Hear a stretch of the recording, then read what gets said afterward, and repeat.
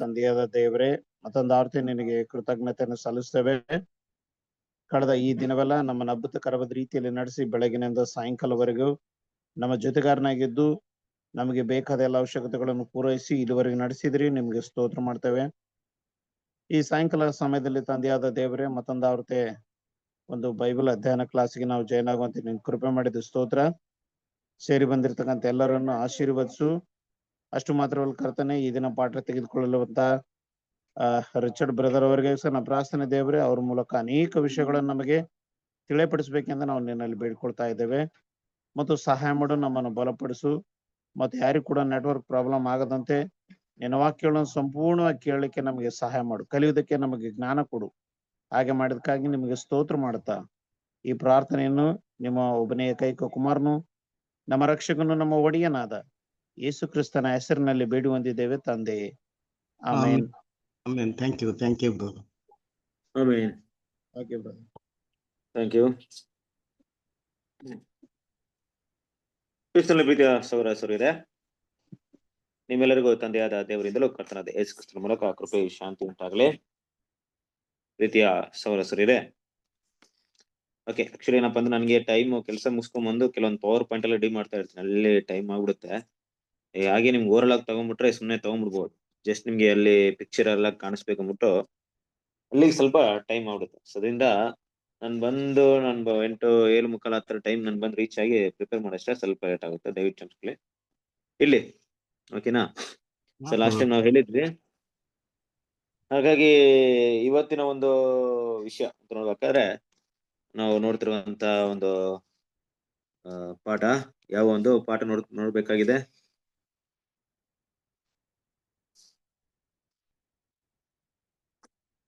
ನಿನ್ನ ರಾಜ್ಯ ಬರಲಿ. ಒಂದು 3ನೇ ಒಂದು ಸಂಪುಟವನ್ನು ನೋಡ್ತಾ ಇದೆ. ಎಷ್ಟನೇ ಭಾಗ, ಎಷ್ಟನೇ ಪಾಠ ನೋಡ್ಬೇಕಾಗಿದೆ?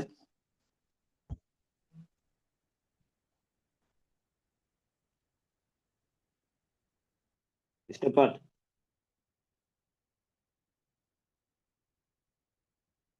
ಭಾಗ ಇಲ್ಲಿ ಮೋಹನ್ ರಾಜ್ ಬ್ರದರ್, ಎಷ್ಟನೇ ಭಾಗ ನೋಡ್ಬೇಕು? ಬುಕ್ ನೋಡ್ತಾ ಇದ್ದೇನೆ ಬ್ರದರ್. ಬುಕ್ ನೋಡ್ತಾ ಇದ್ರಾ? ನೋಟ್ಸ್ ತಗೊಳ್ತಾ ಇದ್ರಲ್ಲ? ನೋಟ್ಸ್ ತಗೊಳ್ತಾ ಇದ್ರ ಹೇಗೆ? ಅಲ್ಲಿ ಹೊರಗಡೆ ಇಲ್ಲಿ ಒಳಗಡೆ ನೆಟ್ವರ್ಕ್ ಬರಲ್ಲ ಬ್ರದರ್, ಹಂಗೆ ಸ್ವಲ್ಪ ಹೊರಗಡೆ. ಓಕೆ, ಇಲ್ಲಿ ಬಟ್ ಏನಂದ್ರೆ ಈಗ ನಾನು ತಗೊಳ್ಳೋದನ್ನ ನೋಟ್ಸ್ ತಗೊಳ್ತೀರಾ, ಹಾಗೆ ಬುಕ್ ಅಲ್ಲಿ ಬರ್ಕೊಳ್ತೀರಾ, ಇಲ್ಲ ಸುಮ್ಮನೆ ಕೇಳ್ಕೊಳ್ತೀರಾ, ಹೇಗೆ ಎಲ್ರು? ಎಷ್ಟ್ ಜನ ನೋಟ್ ತಗೊಳ್ತೀರಾ? ಇದನ್ನ ನಾನು ಬರೋದನ್ನ ನೋಟ್ಸ್ ನ ಬರ್ಕೊಳ್ತೀರಾ? ಎಷ್ಟ್ ಜನ ನೋಟ್ಸ್ ಬರ್ಕೊಳ್ತೀರಾ?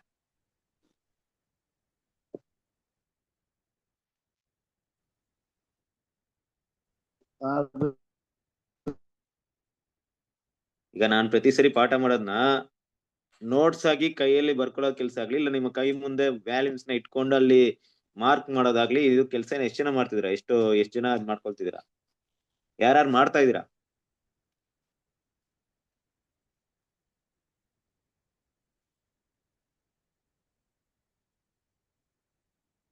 ಅರ್ಥ ಆಗ್ತಿಲ್ವಾ ಭಾಷೆ? ನನ್ ಭಾಷೆ ಕನ್ನಡ ಸ್ಪಷ್ಟವಾಗಿ ಅರ್ಥ ಆಗ್ಲಿಲ್ವಾ ಯಾರಿಗೂ? ಅರ್ಥ ಆಗಿದೆ ಬ್ರದರ್. ಹೇಳ್ರಿ ಮತ್ತೆ, ಎಷ್ಟ್ ಜನ ಮಾಡ್ತಾ ಇದ್ರಿ? ನೋಟ್ಸ್ ನ ಪ್ರಿಪೇರ್ ಮಾಡ್ಕೊಳ್ತಿದ್ದೀರಾ? ಅಂದ್ರೆ ನೋಟ್ಸ್ ಅಂದ್ರೆ ನೋಡಿ, ಒಂದ್ ಕಡೆ ನಾನ್ ಮಾತಾಡಿದಾಗ ಕೆಲವರು ಬರ್ಕೊಳ್ತೀರಾ, ಇನ್ ಕೆಲವರು ಬರ್ಕೊಳಕ್ ಹೋಗಲ್ಲ, ಸುಮ್ನೆ ವ್ಯಾಲ್ಯೂಸ್ ಇಟ್ಕೊಂಡು ಮಾರ್ಕ್ ಮಾಡ್ಕೊಳ್ತೀರಾ. ಅಲ್ಲಿ ಏನಾದ್ರು ಇದ್ರು ಡೇಟ್ ಹಾಕ್ತೀರಾ, ಈ ಡೇಟ್ ಅಲ್ಲಿ ಬ್ರದರ್ ಮುಗಿಸಿದಾರೆ, ಇಲ್ಲಿಂದ ಸ್ಟಾರ್ಟ್ ಮಾಡ್ಬೇಕು, ಇಲ್ಲಿ ಇಷ್ಟೇ ಭಾಗ ಆಗಿದೆ ಅಂತ ಮಾರ್ಕ್ ಮಾಡ್ತಿದ್ದೀರಾ. ಎಷ್ಟ್ ಜನ ಮಾಡ್ಕೊಳ್ತಾ ಇದೀರಾ ಅಂತ ಕೇಳ್ತಾ ಇದ್ದೀನಿ.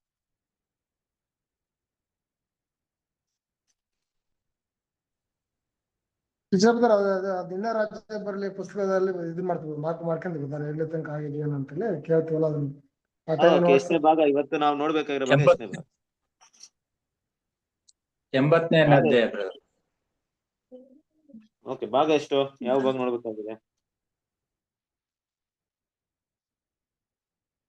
ಪಾರ್ಟ್ ಬರ್ತಾ ಇದೆಯಾ? ಯೂಟ್ಯೂಬ್ ಅಲ್ಲೂ ಬರ್ತಾ ಇದೆ, ಅಲ್ಲೂ ಬರ್ತಾ ಇದೆ. ಎಷ್ಟನೇ ಭಾಗವನ್ನ ನೋಡ್ತಾ ಇದೀವಿ ಅಂತ ಬರ್ತದೆ. ಎಷ್ಟನೇ ಭಾಗ? ನಾನು ಇದಕ್ಕೆ ಟೈಮ್ ಹೋಗ್ಬಿಟ್ರೆ ಮತ್ತೆ ಸಬ್ಜೆಕ್ಟ್ ಇದಾಗ್ಬಿಡುತ್ತೆ. ಈಗ ಕೃಷ್ಣ ವಿದ್ಯಾ ಸರಸ್ವರಿ ಏನಪ್ಪಾ ಅಂದ್ರೆ ನೋಡ್ರಿ, ನಾವು ಕೆಲವೊಂದು ವಿಷಯ ನಮ್ಮ ಮೈಂಡ್ ಅಲ್ಲಿ ಉಳ್ಕೊಬೇಕು, ಕರೆಕ್ಟ್ ಅಲ್ವಾ? ಸೊ ಅದಕ್ಕೆ ತಕ್ಕ ಹಾಗೆ ನಾವು ಸಿದ್ಧತೆ ನಡ್ಸ್ಕೊಬೇಕು. ಯಾವುದೇ ಆಗ್ಲಿ, ನಾನು ಮೊದ್ಲೇ ಹೇಳಿದೀನಿ, ಇದನ್ನು ಕೂಡ ನಾನು ಸ್ಪಷ್ಟವಾಗಿ ಹೇಳಿದೀನಿ, ಒಂದ್ ವಿಷಯ ನಾವು ಒಂದೇ ಸರಿ ಕೇಳೋದ್ರಿಂದ ಆಗ್ಲಿ, ಇಲ್ಲ ಅದನ್ನ ಒಂದು ಆಡಿಯೋದಿಂದ ಕೇಳೋದಾಗ್ಲಿ ನಮ್ಮ ಮೈಂಡ್ ಅಲ್ಲಿ ಉಳ್ಕೊಳ್ಳಲ್ಲ. ಅವಾಗ ಏನ್ ಮಾಡ್ಬೇಕು? ರೀಕಾಲ್ ಮಾಡ್ಬೇಕು. ದೇವ್ರ ಮಕ್ಳು ಅದನ್ನ ಅರ್ಥ ಮಾಡ್ಕೊಂಡು ಏನ್ ಮಾಡೋಣ ಅಂದ್ರೆ ಈ ಒಂದು ಕೆಲ್ಸಗಳನ್ನ ನಾವು ಮಾಡ್ಬೇಕಾಗುತ್ತೆ. ಈಗ ತಗೊಳ್ಳೋಂತ ವಿಷಯ ಈಗ ನಿಮ್ಗೆ ತುಂಬಾ ಇದು ಓಕೆ ಪ್ರಾಮುಖ್ಯತೆ ಇದೆಯಪ್ಪ ಅಂತಿದ್ರೆ ಅದನ್ನ ನೋಟ್ಸ್ ಮಾಡ್ಕೊಂಡು ನಾಳೆ ದಿವಸ ನೀವು ಕೂಡ ಎಲ್ಲಾದ್ರೂ ಒಂದ್ ಕಡೆ ಮಾತಾಡ್ಬೋದು ಈ ಟಾಪಿಕ್ ನ ಅಲ್ವಾ. ಸೊ ಮಾತಾಡೋಕೆ ಅನುಕೂಲವಾಗುತ್ತೆ. ಅದೇ ರೀತಿ ನೋಡ್ಬೇಕಾದ್ರೆ ಈಗ ನಿಮ್ಗೆ ಅನುಕೂಲವಾಗುತ್ತೆ, ಇದೆಲ್ಲ ವಿಷಯಗಳೆಲ್ಲ ಅನುಕೂಲವಾಗುತ್ತೆ ಅಲ್ವಾ. ಮತ್ತೆ ಇದನ್ನ ಓದ್ಬೇಕಂದ್ರೆ ಕಷ್ಟ, ಬಟ್ ನೋಟ್ಸ್ ಏನೋ ಮಾಡಿದ್ರೆ ನೀವು ನಿಮ್ಮ ಭಾಷೆಯಲ್ಲಿ ನಿಮ್ಗೆ ಅನುಗುಣವಾಗಿರೋ ನೋಟ್ಸ್ ಅನ್ನು ಮಾಡ್ಕೊಂಡಿದ್ರೆ ನೀವು ಈಸಿಯಾಗಿ ಮಾತಾಡ್ಬೋದು. ಎಷ್ಟ್ ದಿನ ನಾವೇ ಮಾತಾಡ್ಕೊಂಡಿರ್ತೀವಿ, ನಾಳೆ ದಿವಸ ನಿಮ್ಮಲ್ಲಿ ಯಾರೋ ಒಬ್ರು ಈ 3ನೇ ವ್ಯಾಲ್ಯೂ ತೆಗಿಬೇಕಂತ ಸನ್ನಿವೇಶ ಬಂದಾಗ ತೆಗಿಲ್ವಾ? ಇನ್ ನಾವಿರಲ್ಲಪ್ಪ, ನಾವ್ ಇರ್ತೀವೋ ಇರಲ್ವೋ ಬೇರೆ ಏನೋ ವಿಷಯಗಳಾಗ್ಬಿಡುತ್ತೆ. ಬಟ್ ನಿಮ್ಗೆ ಕೂಡ ನಿಮ್ ಕಡೆ ತುಂಬಾ ಜನ ಬಂದಿರ್ತಾರೆ, ನಿಮ್ಮ ಮೂಲಕ ನೀವು ತುಂಬಾ ವರ್ಷಗಳ ಸತ್ಯದಲ್ಲಿ ಇರ್ತೀರಾ. ನಿಮ್ಗೆ ಈ ಒಂದು ಟಾಪಿಕ್ ಮಾತಾಡ್ಬೇಕಂದ್ರೆ ಹೆಂಗೆ ಅನ್ಸುತ್ತೆ? ಅವಾಗ ನಿಮ್ ಪ್ರಿಪೇರ್ ಆಗಿದ್ರೆ ಏನಾಗುತ್ತೆ, ತುಂಬಾ ಚೆನ್ನಾಗಿ ಮಾತಾಡ್ಬೋದು ತಾನೆ. ಓಕೆ ಕರೆಕ್ಟ್ ಬ್ರದರ್, ಸರಿ ಬ್ರದರ್, ಹೇಳ ಕರೆಕ್ಟ್ ಇದೆ. ಆಯ್ತು. ಇವಾಗ ಪ್ರಶ್ನೆ ನಾನು ಕೇಳಿದಿಗೆ ಎಷ್ಟು ಜನ ಮಾಡ್ಕೊಳ್ತೀರಾ ನೋಟ್ಸ್? ಯಾರಾದ್ರೂ ಹೇಳಿ, ನಾನ್ ನೋಟ್ಸ್ ಮಾಡ್ಕೊಳ್ತಾ ಇದೀನಿ, ನಾನ್ ವ್ಯಾಲ್ಯೂಸ್ ಬಲ್ಲಿ ನೋಟ್ ಮಾಡ್ಕೊಳ್ತಾ ಇದೀನಿ ಬ್ರದರ್. ಯಾರ್ಯಾರು ಮಾಡ್ತಾ ಇದೀರಾ? ಯಾರು ನೋಟ್ಸ್ ತಗೊಳ್ತಾ ಇಲ್ಲ ಹಂಗಾದ್ರೆ? ಯಾರು ವ್ಯಾಲ್ಯೂಸ್ ಇಟ್ಕೊಂಡಿದ್ರೆ? ಎಷ್ಟು ಜನ ವ್ಯಾಲ್ಯೂಸ್ ಇಟ್ಕೊಂಡಿದ್ರೆ ಈಗ ಕೈಯಲ್ಲಿ? ಈಗ ಪ್ರೆಸೆಂಟ್ ಕೈಯಲ್ಲಿ ಎಷ್ಟು ಜನ ವ್ಯಾಲ್ಯೂಮ್ ಇದೆ? ನನ್ನ ಕೈಲಿದೆ ಬ್ರದರ್. ನಿಮ್ ಕೈಲಿದ್ಯಾ? ನೋಡಿ ನನ್ನ ಹತ್ರ ಈ ತರ ವ್ಯಾಲ್ಯೂಸ್ ಇದೆ ನೋಡಿ. ಒಂದ್ ನಿಮಿಷ. ನಿಮ್ ಕೈಲಿದೆ, ಬೇರೆ ಯಾರ ಕೈಲಿದೆ? ಇದು ನಿನ್ನ ರಾಜೀವ್ ಬರ್ಲಿ ಅಂತೇಳಿ 3ನೇ ಭಾಗ ಇದೆ ಸಂಪುಟ 3. ಇದ್ರಾಗ ನಾನು ವ್ಯಾಲ್ಯೂಮ್ ಇಟ್ಕೊಂಡು ನಿಮ್ ಹತ್ರ ಈಗ ನಾನು ತಗೊಳ್ತಾ ಇದೀನಿ. ನಿಮ್ ಕೈಲಿ ಎಷ್ಟು ಜನ ಈ ತರ ಸಂಪುಟ 3 ಅನ್ನೋ ವ್ಯಾಲ್ಯೂಸ್ ನಿಮ್ ಹತ್ರ ಎಷ್ಟು ಜನರ ಹತ್ರ ಇದೆ? ಬ್ರದರ್, ನಾನು ಆನ್ಲೈನ್ ಅಲ್ಲಿ I have the English version, ನಾನು ಅದನ್ನ ಹಂಗೆ ಫಾಲೋ ಮಾಡ್ತೀನಿ ಕನ್ನಡದಲ್ಲಿ ಓದ್ಬೇಕಂದ್ರೆ. Anyway whatever it may be, so ನಿಮ್ ಕೈಯಲ್ಲಿ ಕೆಲವರ ಹತ್ರ ವ್ಯಾಲ್ಯೂಮ್ಸ್ ನಾವು ಓದ್ತಾ ಇರ್ಬೇಕಾದ್ರೆ ಓದ್ತೀರಾ, ನೋಡ್ತೀರಾ, ಚೆಕ್ ಮಾಡ್ತಾ ಇದ್ದೀರಾ, ಕರೆಕ್ಟಾ? S brother. This all way of preparation. ಒಂದ್ ವಿಷಯವನ್ನ ತಗೊಂಡಾಗ ನಾವು ಪ್ರಿಪೇರ್ಡ್ ಆಗಿರ್ಬೇಕು. ಇವತ್ತು 3ನೇ ವ್ಯಾಲ್ಯೂಮ್ ಅಪ್ಪ ಇಲ್ಲಿ ನಿಲ್ಸಿದಾರೆ, ಇಲ್ಲ ನಾನು ಲಾಸ್ಟ್ ಟೈಮ್ ಏನ್ ತಗೊಂಡ್ರು ಬ್ರದರ್ ಅದನ್ನ ಏನ್ ಮಾಡೋಣ, ರೀಕಾಲ್ ಮಾಡೋಣ, ಜಸ್ಟ್ ಅರ್ಥ ಆಗ್ಲಿ ನನಗೆ. ಹೊಸದಾಗಿ ಈಗ ಮುಂದಿನ ಪಾಠಕ್ಕೆ ಹೋದಾಗ ಅರ್ಥ ಆಗ್ಲಿ ಅಂತ ಈ ತರ ರೀಕಾಲ್ ಮಾಡ್ಬೇಕಾಗುತ್ತೆ. ಇದೆಲ್ಲ ಮಾಡ್ರಿ ಅಂತ ನಾನು ನಿಮ್ಗೆ ಹೇಳ್ತಿರೋದು ಅಲ್ವಾ. ಕೆಲವೊಂದು ಟೈಮ್ ನಾನು ನಿಮ್ಗೆ ಏನಪ್ಪಾ ಇದು ಮಾಡ್ತಾ ಇಲ್ಲ, ಬಟ್ ಏನೋ ಉದ್ದೇಶ ಏನಪ್ಪಾ ಅಂದ್ರೆ ನಿಮ್ ಮೈಂಡಲ್ಲಿ ಉಳಿಲಿ ಅಂತ. ಓಕೆನಾ? ಸರಿ, ಹಾಗಿರೋದ್ರಿಂದ ನಮ್ಮೆಲ್ರಿಗೂ ಗೊತ್ತಿದೆ ಇವತ್ತು ನಾವು ತಗೊಳ್ಬೇಕಾಗಿರುವಂತ ಒಂದು ಲೆಸನ್ಸ್, ಎಷ್ಟನೇ ಒಂದು ಲೆಸನ್ಸ್ ಅಪ್ಪ ಅಂತ ನೋಡ್ಬೇಕಾರೆ ಎಷ್ಟನೇ ಭಾಗ ತಗೊಳ್ತಾ ಇದೀವಿ ಅಂದ್ರೆ 47th ಪಾರ್ಟ್, ಕರೆಕ್ಟಾ? 47ನೇ ಭಾಗ. ಲಾಸ್ಟ್ ಟೈಮ್ ನಾವೇನ್ ತಗೊಂಡಿದ್ವಿ? 46ನೇ ಭಾಗ ತಗೊಂಡಿದ್ವಿ. ಸೊ ಪೇಜ್ ನಂಬರ್, ಯಾವ ಪೇಜ್ ನಂಬರ್ ಎಲ್ಲಿ ನಿಲ್ಸಿದೀವಿ?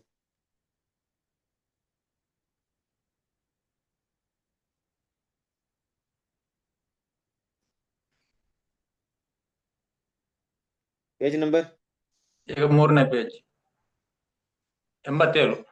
87. ಓಕೆ, ಪ್ಯಾರಾ ಕೊನೆಯ ಪ್ಯಾರ ಬ್ರದರ್. ಇದನ್ನು ಪ್ರಸ್ತುತ ಸುಗ್ಗಿಗೆ ಅನ್ವಯಿಸುವ. ಒಂದ್ ನಿಮಿಷ. ಓಕೆ, ಕೊನೆಯ ಸುಗ್ಗಿಯ ಹೀಗಲ್ರಿ, ಎಷ್ಟನೇ ಪೇರ? 87 ನಂಬರ್ ಪೇಜ್ ನಂಬರ್. 87ನೇ ಪೇಜು. ಎಷ್ಟನೇ ಪೇರ? ಕೊನೆಯ ಪ್ಯಾರ ಬ್ರದರ್. ಕೊನೆಯ ಪೇರ ಅಂದ್ರೆ ಸರಿ. ಈಗ ಕೊನೆ ಪೇರ ಅಂದ್ರೆ ಈಗ ಅದಕ್ ಮುಂಚಿತವಾಗಿ ಯಾವ ಪಾಯಿಂಟ್ ನ ನೋಡಿದ್ವಿ? ಹೋದ್ವಾರ ಯಾವ ಪಾಯಿಂಟ್ ನೋಡಿದ್ವಿ? ಮತ್ತಾಯ 23ರಲ್ಲಿ 37ರಿಂದ 39. ಏನ್ ನೋಡಿದ್ವಿ ಅದ್ರಲ್ಲಿ?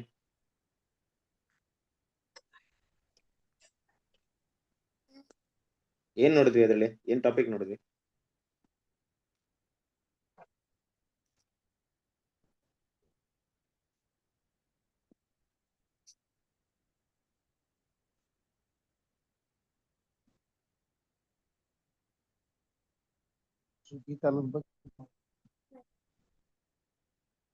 ಏನ್ ಟಾಪಿಕ್ ನೋಡಿದ್ವಿ? ಏನ್ ಅರ್ಥವಾಯ್ತು ಲಾಸ್ಟ್ ಟೈಮ್ ನೋಡಿದ್ವಿ?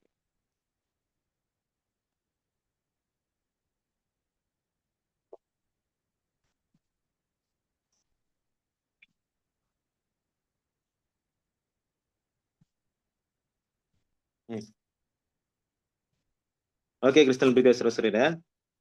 ಓಕೆ ನೋಡ್ರಿ, ಇವತ್ತಿಂದ ನೀವೇನ್ ಮಾಡ್ತೀರಾ ಅಂದ್ರೆ ವಿಷಯಗಳನ್ನ ಸ್ಟಡಿ ಮಾಡಿ ಅದನ್ನ ಮೈಂಡ್ ಅಲ್ಲಿ ಇಟ್ಕೊಳ್ಳೋದನ್ನ ಪ್ರಯತ್ನ ಪಡಿ. ಓಕೆನಾ? ಆ ಒಂದ್ ವಿಷಯನ Okay, ನೀವು brother. ಇವತ್ತು ನಾವು ಟಾಪಿಕ್ ತಗೊಂಡ್ರೆ ಹಿಂದಿನ ಒಂದ್ ಪಾಠವನ್ನ ಕೇಳ್ರಿ, ಇಲ್ಲ ಆಗ್ಲಿಲ್ವಾ ಯೂಟ್ಯೂಬ್ ಅಲ್ಲಿ ಆದ್ರೆ ಕೇಳ್ರಿ. ನಾವೆಲ್ಲ ಏನ್ ತಿಳ್ಕೊಂತೀವಿ ಅಂದ್ರೆ ನೀವು ಹೆಂಗಿದ್ರು ಅದನ್ನ ಅರ್ಥ ಮಾಡ್ಕೊಳ್ತೀರಾ ಕೇಳ್ತೀರಾ ಅಂತ ನಾವು ಪಾಠ ತಗೊಂಡ್ ಹೋಗ್ತಾ ಇರ್ತೀವಿ. ಕೊನೆಗೆ ಒಂದ್ ದಿವಸ ಅದು ಏನೂ ಇಲ್ಲ, ಕೊನೆಗೆ 3ನೇ ವ್ಯಾಲಿ ಮುಗಿದ್ಮೇಲೆ 3ನೇ ವ್ಯಾಲಿ ಬ್ರದರ್ ರಿಚರ್ಡ್ ಬ್ರದರ್ ತಗೊಂಡ್ರು ಬ್ರದರ್ ತಗೊಂಡ್ರು ಏನೋ ಆಯ್ತು ಹಿಂಗೆ ಇದ್ರೆ ನನಗೇನು ಲಾಸ್ ಇಲ್ಲ, ನಾನೇನ್ ಪಾಠಕ್ ತಗೊಂಡ್ ಹೋಗ್ತಾ ಇರ್ತೀನಿ. ಆ ಸಮಯ ಕೊಟ್ಟಿದ್ದು ನೀವು, ಅದನ್ನ ಕೇಳಕ್ ಕೂತ್ಕೊಂಡಿರೋ ನೀವು, ಸಬ್ಜೆಕ್ಟೇ ಕೊನೆಗೆ ನಿಮ್ಗೆ ಏನು ಅದರಿಂದ ಅರ್ಥವಾಗಿಲ್ಲ ಸೊ ಕೊನೆಗೆ ಏನಾಗುತ್ತೆ, ಎಲ್ಲವೂ ವ್ಯರ್ಥವಾಗುತ್ತೆ ಅಲ್ವಾ?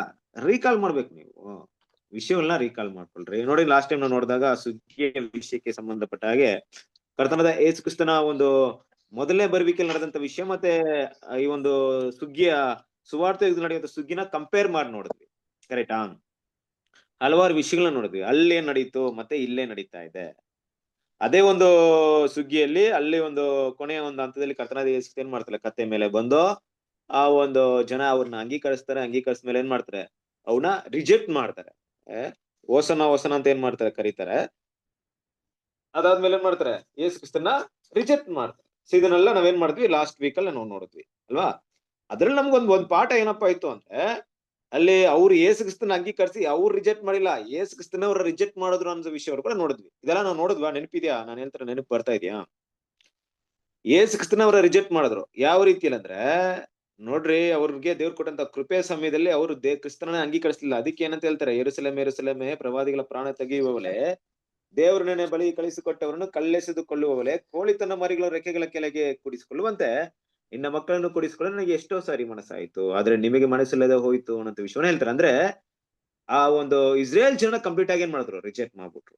ಇಲ್ಲಿಗೆ ನಾವು ನಿಲ್ಸಿದ್ವಿ ಮತ್ತೇನ ಸುವಾರ್ತೆ 23ನೇ ಅಧ್ಯಾಯ 37-39 ವಿಷಯಗಳು.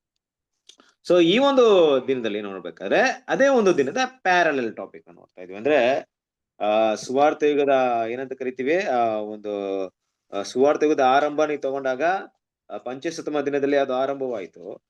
ಅದೇ ಪ್ರಕಾರ ಏನಪ್ಪಾ ಅಂದ್ರೆ ಅವತ್ತು ದೇವ್ರ ಏನ್ ಮಾಡಿದ್ರು, ಇಸ್ರೇಲ್ ಜನರನ್ನ ಕರೆದು ಅದರಲ್ಲಿ ಬೇರೆ ಗೋಧಿಗಳು ಮಾತ್ರ ಆಯ್ಕೆ ಮಾಡಿ ಮಿಕ್ಕಿದವ್ರನ್ನ ರಿಜೆಕ್ಟ್ ಮಾಡಿದ್ರು. ಈಗಲೂ ಕೂಡ ಅದೇ ಒಂದು ಕೆಲಸ ನಡೀತಾ ಇದೆ.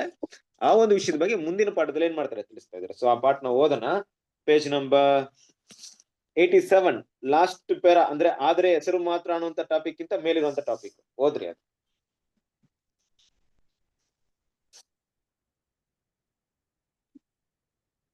ಇದನ್ನು ಪ್ರಸ್ತುತ ಸುಗ್ಗಿಯ ಅನ್ವಯಿಸುವಾಗ ನಮಗೆ ಕಲಿಸಿಕೊಡುವುದೇನೆಂದರೆ, ಕ್ರಿಸ್ತಶಕ 33 ಸಾಂಕೇತಿಕ ಇಸ್ರಾಯೇಲರಲ್ಲಿರುವಂತ 1845 ವರ್ಷಗಳ ಕಾಲ ಸವಲತ್ತುಗಳು, ದಂಡನೆಗಳು ಮುಂತಾದವುಗಳ ಮೂಲಕ ದೇವರ ಜನರೆಂದು ಮಾನ್ಯತೆ ಹೊಂದಿದವರು 3.5 ವರ್ಷಗಳ ಕಾಲದ ಪರೀಕ್ಷೆ ಮತ್ತು ತಪಾಸಣೆ ನಂತರದಲ್ಲಿ ಅವರನ್ನು ಅನರ್ಹರೆಂದು ಹೊರಹಾಕಲಾಯಿತು, ಅರಸನಿಂದ ತಿರಸ್ಕರಿಸಲಾಯಿತು.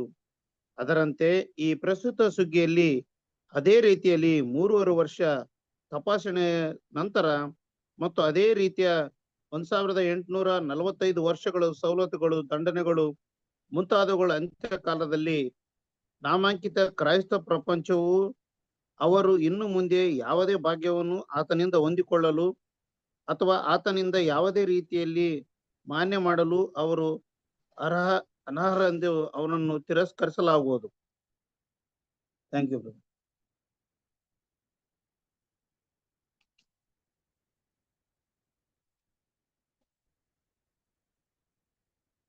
ಇನ್ನ ಓದ್ಬೇಕು ಬ್ರದರ್, ಕಂಟಿನ್ಯೂ ಮಾಡ್ಬೇಕು.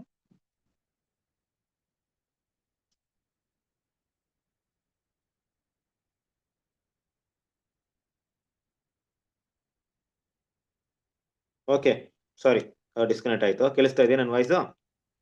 ಹಾ, ಕೇಳಿಸ್ತದೆ ಬ್ರದರ್. ಓಕೆ, ಕ್ರಿಸ್ತಲ್ ಪ್ರೀತಿಯ ಸಹೋದರರೇ, ಇಲ್ಲಿ ವಿಷಯಗಳನ್ನ ಗಮನಿಸೋಣ. ಮುಖ್ಯವಾಗಿ ನೋಡ್ಬೇಕಾದ್ರೆ ಆ ಒಂದು ಪ್ಯಾರಲ್ ನೋಡಿ, ಈಗ 1845 ಬಗ್ಗೆ ಮಾತಾಡ್ತಾ ಇದ್ದಾರೆ. 1845 ಅಂದಾಗ 1845 ಅನ್ನೋಂತ ಒಂದು ಪಾಯಿಂಟ್ ನ ಒಂದು ಟೈಮ್ ಪೀರಿಯಡ್ ಹೇಳ್ತಾ ಇದ್ದಾರೆ. ಸೊ ಏನಕ್ಕೆ ಹೇಳ್ತಾ ಇರ್ಬೋದು 1845 ಹೇಗ್ ಬಂತು, ಇಲ್ಲಿ ಯಾವ ಲೆಕ್ಕಾಚಾರದಲ್ಲಿ ಬಂತು?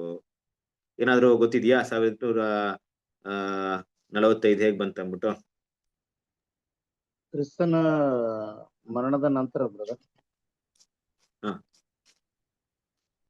ಕ್ರಿಸ್ತನ ಮರಣ ನಂತರ ಅಲ್ಲಿಂದ 1845 ಸಾಂಕೇತಿಕ 33 ಕ್ರಿಸ್ತಶಕ 33ರಿಂದ ಇಳ್ಕೊಂಡ ಕಡೆ ಇವಾಗ ನನಗೆ ಏನಪ್ಪಾ ಅಂದ್ರೆ ನಿಮ್ಗೆ ಇಲ್ಲಿ ಓದಿದಾಗ ಅರ್ಥವಾಗಂತ ವಿಷಯ ನಾನು ಮೊದಲು ಕೂಡ ಹೇಳಿದ್ದೀನಿ. ಇದೊಂದು ಡೇಟ್ ಮೊದಲು ಕೂಡ ಕೊಟ್ಟಿದ್ದಾರೆ ತಾನೆ, ಮೊದಲು ಕೂಡ ಮಾತಾಡಿದ್ದೀನಿ ಇದೇ ಡೇಟ್ ನ.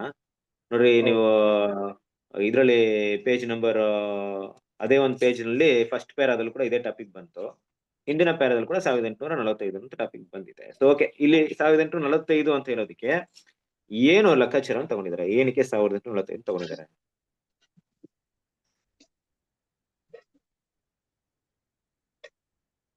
ಸರಿ ಇರ್ಲಿ ಬಿಡ್ರಿ.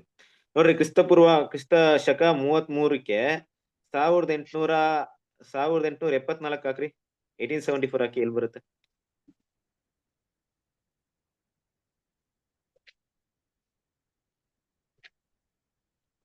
ಅಲ್ಲ ಸರಿ, ಇದು ಕ್ರಿಸ್ತ ಇದು 33ಕ್ಕೆ 1874ಕ್ಕೆ 33 ಮೈನಸ್ ಮಾಡ್ರಿ.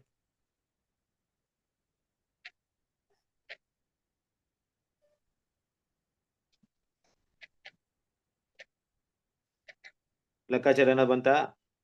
ಓಕೆ ಸರಿ ಇರಿ, ನಾನು ನಿಮ್ಗೆ ಕ್ಲಿಯರ್ ಆಗಿ ಹೇಳ್ತೀನಿ. ನೋಡ್ರಿ, ಈಗ 1874 ನಮ್ಮ ಕರ್ತನಾದ ಯೇಸು ಕ್ರಿಸ್ತನ 2ನೇ ಬರುವಿಕೆ. 84ಗೆ 3.5 ವರ್ಷ ಆಡ್ ಮಾಡಿದ್ರೆ 1878 ಬರುತ್ತೆ.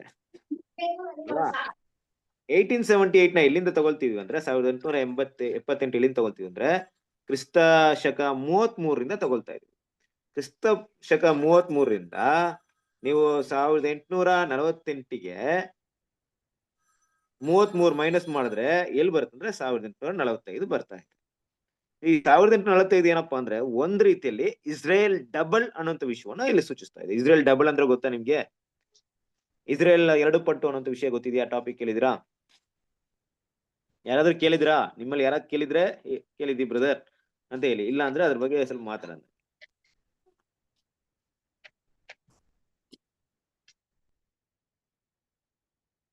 ಇಲ್ಲ ಬರುತ್ತೆ.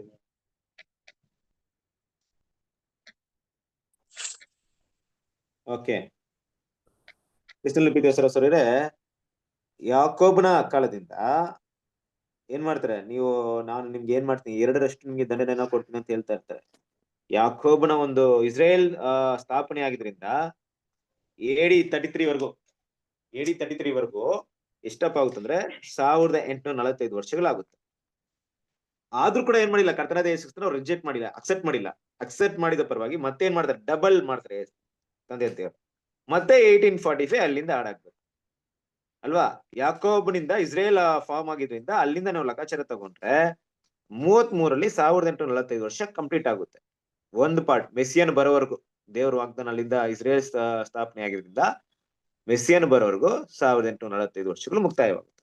ಮೆಸ್ಸಿಯನ್ ಅಂದ್ರೆ 33 ವರ್ಷಕ್ಕೆ ಮುಕ್ತಾಯವಾಗುತ್ತೆ. ಅಲ್ಲಿಂದ ಏನ್ ಮಾಡ್ತಾರೆ, ಆ ಮೆಸ್ಸಿಯನ್ ಅಂಗೀಕರಿಸಿಲ್ಲ ಇಸ್ರೇಲ್ ಜನರು ಅಲ್ವಾ? ಕೋಲಿತನ ಮರಿಗಳನ್ನ ಸೇರಿಸ್ಬೇಕಂತ ಮಾತಾಡೋದಲ್ಲ. ಮತ್ತೇನ್ ಮಾಡ್ತಾರೆ, ಇನ್ನೂ ಅವ್ರಿಗೆ ಏನ್ ಮಾಡ್ತಾರೆ, ದಂಡನೆ ಕಾಲ ಎಕ್ಸ್ಟೆಂಡ್ ಮಾಡ್ತಾರೆ. ಇನ್ನು ಎಷ್ಟಪ್ಪ ಮಾಡ್ತಾರೆ ಅಂದ್ರೆ 1845 ವರ್ಷ ಮತ್ತೆ ಮಾಡ್ತಾರೆ. ಈ 1845 ವರ್ಷ ಎಲ್ಲಿಗೆ ಮುಕ್ತಾಯವಾಗುತ್ತಂದ್ರೆ 1878 ಅಲ್ಲಿ ಮುಕ್ತಾಯವಾಗುತ್ತೆ. 1878 ಏನಪ್ಪಾ ಅಂತ ಹೇಳಿದಾಗ ಕ್ರಿಸ್ತನ ಇದೆ, ಯೇಸು ಕ್ರಿಸ್ತನ ಬಂದು 4 ವರ್ಷ ಅದಕ್ಕೆ ಆಡ್ ಮಾಡುವಂತ ಲೆಕ್ಕಾಚಾರ. 1874 ಯೇಸು ಕ್ರಿಸ್ತನ ಬಂತು 2ನೇ ಬರುವಿಕೆ. 1878 ಯಾಕೆ ಬಂತು ಅಂದ್ರೆ ಅದಕ್ಕೆ 4 ವರ್ಷ ಅಂದ್ರೆ 3.5 ವರ್ಷನೇ ಆಡ್ ಮಾಡಿರೋದು. ಈ 3.5 ವರ್ಷನ ರೌಂಡ್ ಫಿಗರ್ ಆಗಿ ತಗೊಬೇಕಾದ್ರೆ ಹೆಂಗ್ ತಗೊಳ್ಬೇಕು? 1878 ತಗೊಳ್ಬೇಕು. ಕರೆಕ್ಟಾ? ಸೊ ಇದನ್ನೇನ್ ಮಾಡಿದಾರೆ ಅಂದ್ರೆ ಮುಂದಿನ ಒಂದು ಇದ್ರಲ್ಲಿ ಮಾತಾಡಿದ್ರೆ ನೋಡ್ರಿ, ನೀವು ನೋಡ್ಬೋದು ಹಿಂದಿನ ಒಂದು ಪೇಜ್ ಅಲ್ಲಿ ನೋಡ್ಬೇಕಾದ್ರೆ ನಾವು ಆಗ್ಲೇ 1878 ಬಗ್ಗೆ ಇಲ್ಲಿ ನೋಡಿದ್ವಿ. ನೋಡಿ, ಇಲ್ಲಿ ಕಾಣಿಸ್ತಾ ಇದೆ ನಿಮ್ಗೆ. 1878 ಏನ್ ಮಾಡಿದ್ರೆ ಮಾತಾಡಿದ್ರು ಅಂದ್ರೆ ಯೇಸು ಕ್ರಿಸ್ತನ ಬಂದ ಮೇಲೆ ಆ ಕೊಯ್ಲುಗಾರನ ಒಂದು ಸಮಯ, ಒಂದು 3.5 ವರ್ಷ ಅವ್ರಿಗೆ ಏನಾಯ್ತು, ಟೈಮ್ ಕೊಟ್ಟಿದ್ರು ಅವ್ರನ್ನ ಅಕ್ಸೆಪ್ಟ್ ಮಾಡ್ಕೊಳಕ್ಕೆ, ಅವ್ರನ್ನ ಕಂಡಿಡ್ಕೊಳಕ್ಕೆ. ಆದ್ರೆ ಏನ್ ಮಾಡಿಲ್ಲ, ಕಂಡಿಡಿದಿಲ್ಲ. ಅದೇ ರೀತಿ ಆ 3.5 ವರ್ಷ ಆದ್ಮೇಲೆ ಏನ್ ಮಾಡಿದ್ರು, ಇಲ್ಲಿ ವಾಕ್ಯದಲ್ಲಿ ನೋಡ್ಬೇಕಾದ್ರೆ ಯಾರನ್ನ ರಿಜೆಕ್ಟ್ ಮಾಡ್ತಾರೆ, ಮೆಸ್ಸಿಯನ್ನ ಅವ್ರು ರಿಜೆಕ್ಟ್ ಮಾಡ್ತಾರೆ. ನಮ್ಮ ಕರ್ತನಾದ ಯೇಸು ಕ್ರಿಸ್ತನ ಏನ್ ಮಾಡ್ತಾರೆ, ಯಾರನ್ನ ರಿಜೆಕ್ಟ್ ಮಾಡ್ತಾ ಇದ್ರೆ ಇಲ್ಲಿ ಆ ಒಂದು ಹೇಗೆ ಇಸ್ರೇಲ್ ಜನರ ರಿಜೆಕ್ಟ್ ಮಾಡಿದ್ರು ಹಾಗೆ ಹೆಸರಿಗೆ ಅಂದ್ರೆ ಹೆಸರು ಕ್ರೈಸ್ತರ ಏನ್ ಮಾಡ್ತಾರೆ, ರಿಜೆಕ್ಟ್ ಮಾಡ್ತಾರೆ. ಯಾರು ಹೆಸರು ಕ್ರೈಸ್ತರು ಇರುವಂತ ಹೆಸರು ಕ್ರೈಸ್ತರು, ನಿಜವಾದ ಸತ್ಯವನ್ನ ಯಾರೆಲ್ಲ ಅಕ್ಸೆಪ್ಟ್ ಮಾಡಿಲ್ವೋ ಅವ್ರೇನಾಗಿದ್ದಾರೆ ಇವತ್ತು ಹೆಸರು ಕ್ರೈಸ್ತರಾಗಿದ್ರು, ಅವ್ರನ್ನ ರಿಜೆಕ್ಟ್ ಮಾಡ್ತಾರೆ. ರಿಜೆಕ್ಟ್ ಮಾಡಿದ್ರ ಯಾವ ರೀತಿ ರಿಜೆಕ್ಟ್ ಮಾಡಿದ್ರು? ಅದಕ್ಕೆ ರಿಜೆಕ್ಟ್ ಮಾಡಿದ್ರು ಅನ್ನೋದಕ್ಕೆ ಬೈಬಲ್ ಒಂದು ವಾಕ್ಯ ಇದೆಯಲ್ವಾ, ನೀವು ರಿಲೇಷನ್ ಸ್ಟಡಿ ಎಲ್ಲ ಬ್ರದರ್ ತಗೊಂಡಿದ್ದಾರೆ, ನೀವು ಅದನ್ನ ಗಮನಿಸಿರ್ಬಹುದು ಅಲ್ವಾ? ಪ್ರಕಟಣೆಯಲ್ಲಿ ಕೂಡ, ಪ್ರಕಟಣೆಯಲ್ಲಿ ಈ ಸಭೆಗಳ ರಿಜೆಕ್ಟ್ ಮಾಡಿದ್ರು ಅನ್ನೋದಕ್ಕೆ ಒಂದು ಎವಿಡೆನ್ಸ್ ಇದೆ. ಏನ್ ಗೊತ್ತಾ? ಏನಿರ್ಬೋದು?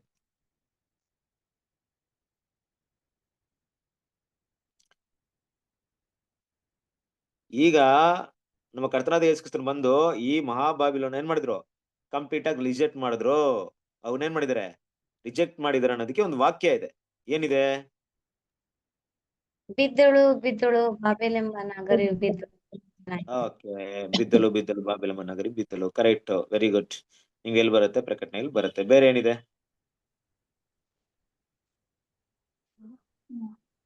ದಾನಿಯೇಲ 1 ಪ್ರಕಟಣೆ 3:16 ದಾನಿಯೇಲ 12 ಇದು ತಣ್ಣಗೂ ಅಲ್ಲ ವೆರಿ ಗುಡ್ ಅಲ್ವಾ? ತನ್ನಗೋಲ್ಲ ಬೆಚ್ಚಗೋಲ್ಲ. ವಾಕ್ಯವನ್ನು ಓದ್ರಿ. ಪ್ರಕಟಣೆ 3ನೇ ಅಧ್ಯಾಯ 16ನೇ ವಾಕ್ಯ. 3:16. ಎಸ್. ನೀನು ಬೆಚ್ಚಗೂ ಇಲ್ಲದೆ ತಣ್ಣಗೂ ಇಲ್ಲದೆ ಉಗುರು ಬೆಚ್ಚಗಿರುವುದರಿಂದ ನಿನ್ನನ್ನು ನನ್ನ ಬಾಯಿ ಒಳಗಿಂದ ಕಾರುವೆನು.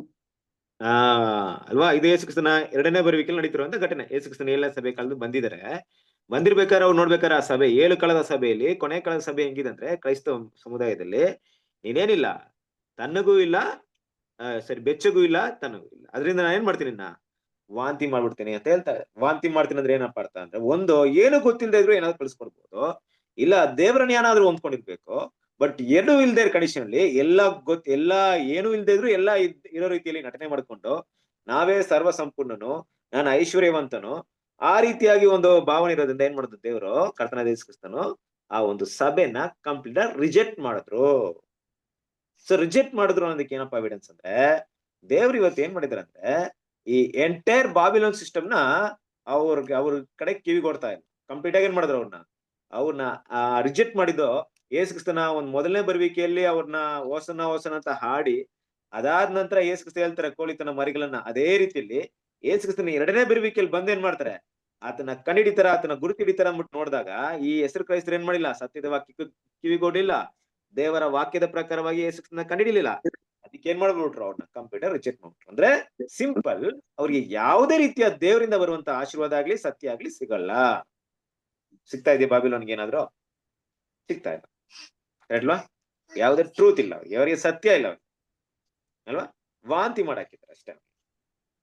ಈ ರಿಜೆಕ್ಟ್ ಮಾಡಿರುವಂತ ಒಂದು ಕಂಡೀಷನ್ ಇರ್ಬೇಕಾದ್ರೆ ಆದ್ರೂ ಕೂಡ ದೇವ್ರ ಏನ್ ಮಾಡ್ತಾ ಇದ್ರೆ, ಅದ್ರೊಳಗಿರುವಂತ ಗೋಧಿಗಳನ್ನ ಮಾತ್ರ ಸೆಲೆಕ್ಟ್ ಮಾಡ್ತಾ ಇದ್ರೆ ಹೊರ್ತು ಇಡೀ ಕ್ರೈಸ್ತ ಸಮುದಾಯನ ಅಕ್ಸೆಪ್ಟ್ ಮಾಡ್ತಾ ಇಲ್ಲ.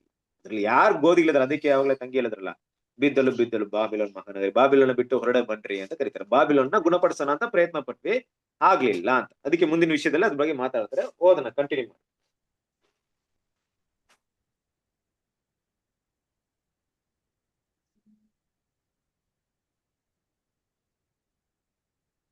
ಹೋದ್ರಿ ಹೆಸರು ಹೇಳ್ಬೇಕಾ ನಿಮ್ಗೆ, ಯಾರು ಓದ್ಬೇಕು ಅನ್ಬಿಟ್ಟು? ನೀನಪ್ಪ ಯಾರಾದ್ರು ಓದ್ರಿ, ಇಲ್ಲಾಂದ್ರೆ ನೆಕ್ಸ್ಟ್ ಟೈಮ್ ಎಲ್ರಿಗೂ ಒಂದೊಂದು ಪೋರ್ಷನ್ ಕೊಟ್ಬಿಡೋಣ. ಎಲ್ರಿಗೂ ಇವರೇ ಓದ್ಕೊಬೇಕಂತ ಅವರೇ ಓದ್ಕೊಂಬನ್ನಿ, ಅದೇ ಅವರೇ ನೆಕ್ಸ್ಟ್ ಪ್ಲಾನ್ ಮಾಡೋಣ. ಓದ್ರಿ ಈಗ. ಆದರೆ ಹೆಸರು ಮಾತ್ರದ ಓದಿ ಸಿಸ್ಟರ್. ಆದರೆ ಹೆಸರು ಮಾತ್ರದ ಶಾರೀರಿಕ ಇಸ್ರಾಯೇಲ್ಯರ ತಿರಸ್ಕಾರವು ಯಾವುದೇ ಒಬ್ಬ ಇಸ್ರಾಯೇಲ್ಯನನ್ನು ಸೂಚಿಸುವುದಿಲ್ಲವಾದರೂ, ನಿಜವಾದ ಇಸ್ರಾಯೇಲ್ಯರಲ್ಲಿ ಯಾವುದೇ ವಂಚನೆ ಇಲ್ಲದಿರುವುದಾದರೆ ಆಗ ಅದು ನಿಜವಾಗಿಯೂ ಕುರುಡು ಮಾರ್ಗದರ್ಶಿಗಳಿಂದ ಬಿಡುಗಡೆ ಹೊಂದಿದವನಿಗೆ ಮತ್ತು ನೇರವಾಗಿ ಮತ್ತು ಪೂರ್ಣವಾಗಿ ನೂತನ ಆತ್ಮಿಕ ನಾಲೆಗಳ ಮೂಲಕ ಅಪೊಸ್ತಲರಿಂದ ಬೋಧಿಸಲ್ಪಟ್ಟವನಿಗೆ ಇನ್ನೂ ಹೆಚ್ಚಿನ ಭಾಗ್ಯವು ದೊರೆಯುವುದರಿಂದ ನಾವು ಅದನ್ನು ಇಲ್ಲೂ ನಿರೀಕ್ಷಿಸಬಹುದಾಗಿದೆ. ಈ ಹಿಂದೆ ಹೆಸರು ಮಾತ್ರದ ಗುಂಪಿನವರಿಗೆ ದಯಪಾಲಿಸಿದ ಆತ್ಮಿಕ ಸೌಭಾಗ್ಯಗಳು ಇನ್ನು ಮುಂದೆ ನಂಬಿಕಸ್ಥರಿಗೆ ಮತ್ತು ವಿಧೇಯರಿಗೆ ಮಾತ್ರವೇ ದೊರೆಯುವುದಾಗಿದೆ. ಇನ್ನು ಮುಂದೆ ಬೆಳಕು ತಕ್ಕ ಸಮಯದಲ್ಲಿ ನಂಬಿಕಸ್ಥ ಮನೆಯವರಿಗೆ ಉಚಿತ ಕಾಲದಲ್ಲಿ ಆಹಾರ ದೊರೆಯುವುದು ಎಂಬುದನ್ನು ನಿರೀಕ್ಷಿಸಬೇಕು. ಯಾವುದೇ ಮಟ್ಟದಲ್ಲಿ ಹಿಂದಿನ ನಾಲೆಗಳ ಮೂಲಕವಲ್ಲ, ಆದರೆ ಪತನಗೊಂಡವರ ತಿರಸ್ಕರಿಸಲ್ಪಟ್ಟ ವ್ಯವಸ್ಥೆಯ ಹೊರಗೆ ಇರುವ ಪ್ರಾಮಾಣಿಕ ವ್ಯಕ್ತಿಗಳ ಮೂಲಕ ದೊರಕುತ್ತದೆ. ಓಕೆ, ಸರಸರೇ, ಇಲ್ಲ ಗಮನಿಸುವಂತ ವಿಷಯ ಏನಪ್ಪಾ ಅಂದ್ರೆ, ಇಸ್ರೇಲ್ನ ರಿಜೆಕ್ಟ್ ಮಾಡಿದ್ರು. ಯಾವಾಗ ರಿಜೆಕ್ಟ್ ಮಾಡಿದ್ರು? ನಾವು ಯೇಸು ಕ್ರಿಸ್ತನ ಮೊದಲನೇ ಬರುವಿಕೆಗೆ ಹೋಗೋಣ. ಮೊದಲನೇ ಬರುವಿಕೆಯಲ್ಲಿ ಇಸ್ರೇಲ್ನ ರಿಜೆಕ್ಟ್ ಮಾಡಿದ್ರಪ್ಪ. ರಿಜೆಕ್ಟ್ ಮಾಡಿದ್ರು ಅಂದ ತಕ್ಷಣ ಯಾರನ್ನೂ ಆಯ್ಕೆ ಮಾಡಿಲ್ವಾ ಇಸ್ರೇಲಿಂದ? ದೇವ್ರು ಯಾರನ್ನು ಕರೆದಿಲ್ವಾ? ಕರೆದ್ರು. ಅಂದ್ರೆ ಇಸ್ರೇಲ್ ರಿಜೆಕ್ಟ್ ಮಾಡಿದ್ರು ಅಂದ್ರೆ ಆ ಸಿಸ್ಟಮ್ ಎಂಟೈರ್ ಒಂದು ಇಸ್ರೇಲ್ ನ ಒಂದು ಸಿಸ್ಟಮ್ ಏನ್ ಮಾಡಿದ್ರು, ಕಂಪ್ಲೀಟ್ ರಿಜೆಕ್ಟ್ ಮಾಡಿದ್ರು.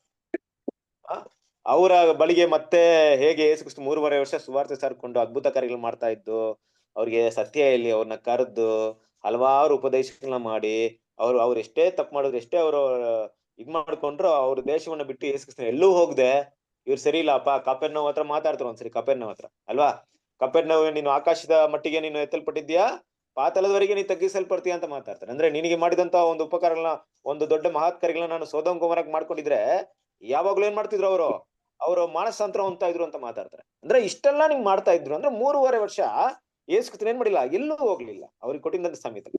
ಆದ್ರೆ 3.5 ವರ್ಷ ಆದ್ಮೇಲೆ ಶಿಲುಬೆಯಲ್ಲಿ ಯೇಸು ಕ್ರಿಸ್ತನ ಅವ್ರು ಹೊಡೆದಾದ್ಮೇಲೆ, ಯೇಸು ಕ್ರಿಸ್ತ ಪುನರ್ತನ ಆದ್ಮೇಲೆ ಅದೇ ರೀತಿಯಾಗಿ ಅವರಿಗೆ ಕೃಪೆ ಇತ್ತ ಅಂದ್ರೆ ಇರ್ಲಿಲ್ಲ.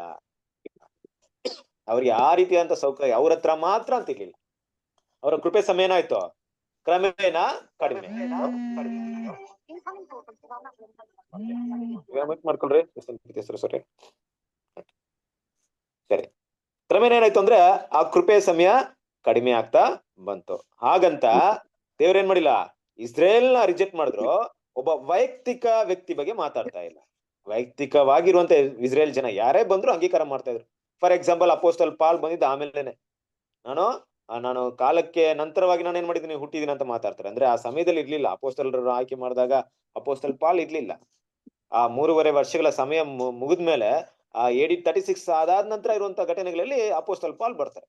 ಇನ್ನು ಏನಾಯ್ತು, ಕೊರ್ನೆಲಿಗೆ ಸುವಾರ್ತೆ ಹೋಗುವಂತಹ ಸಮಯದಲ್ಲಿ ಅಪೋಸ್ತಲ್ ಪಾಲ್ನ ದೇವ್ರ ಆಯ್ಕೆ ಮಾಡ್ತಾರೆ. ಅಪೋಸ್ತಲ್ ಕೂಡ ಒಬ್ಬ ಯಹೂದಿರೇ.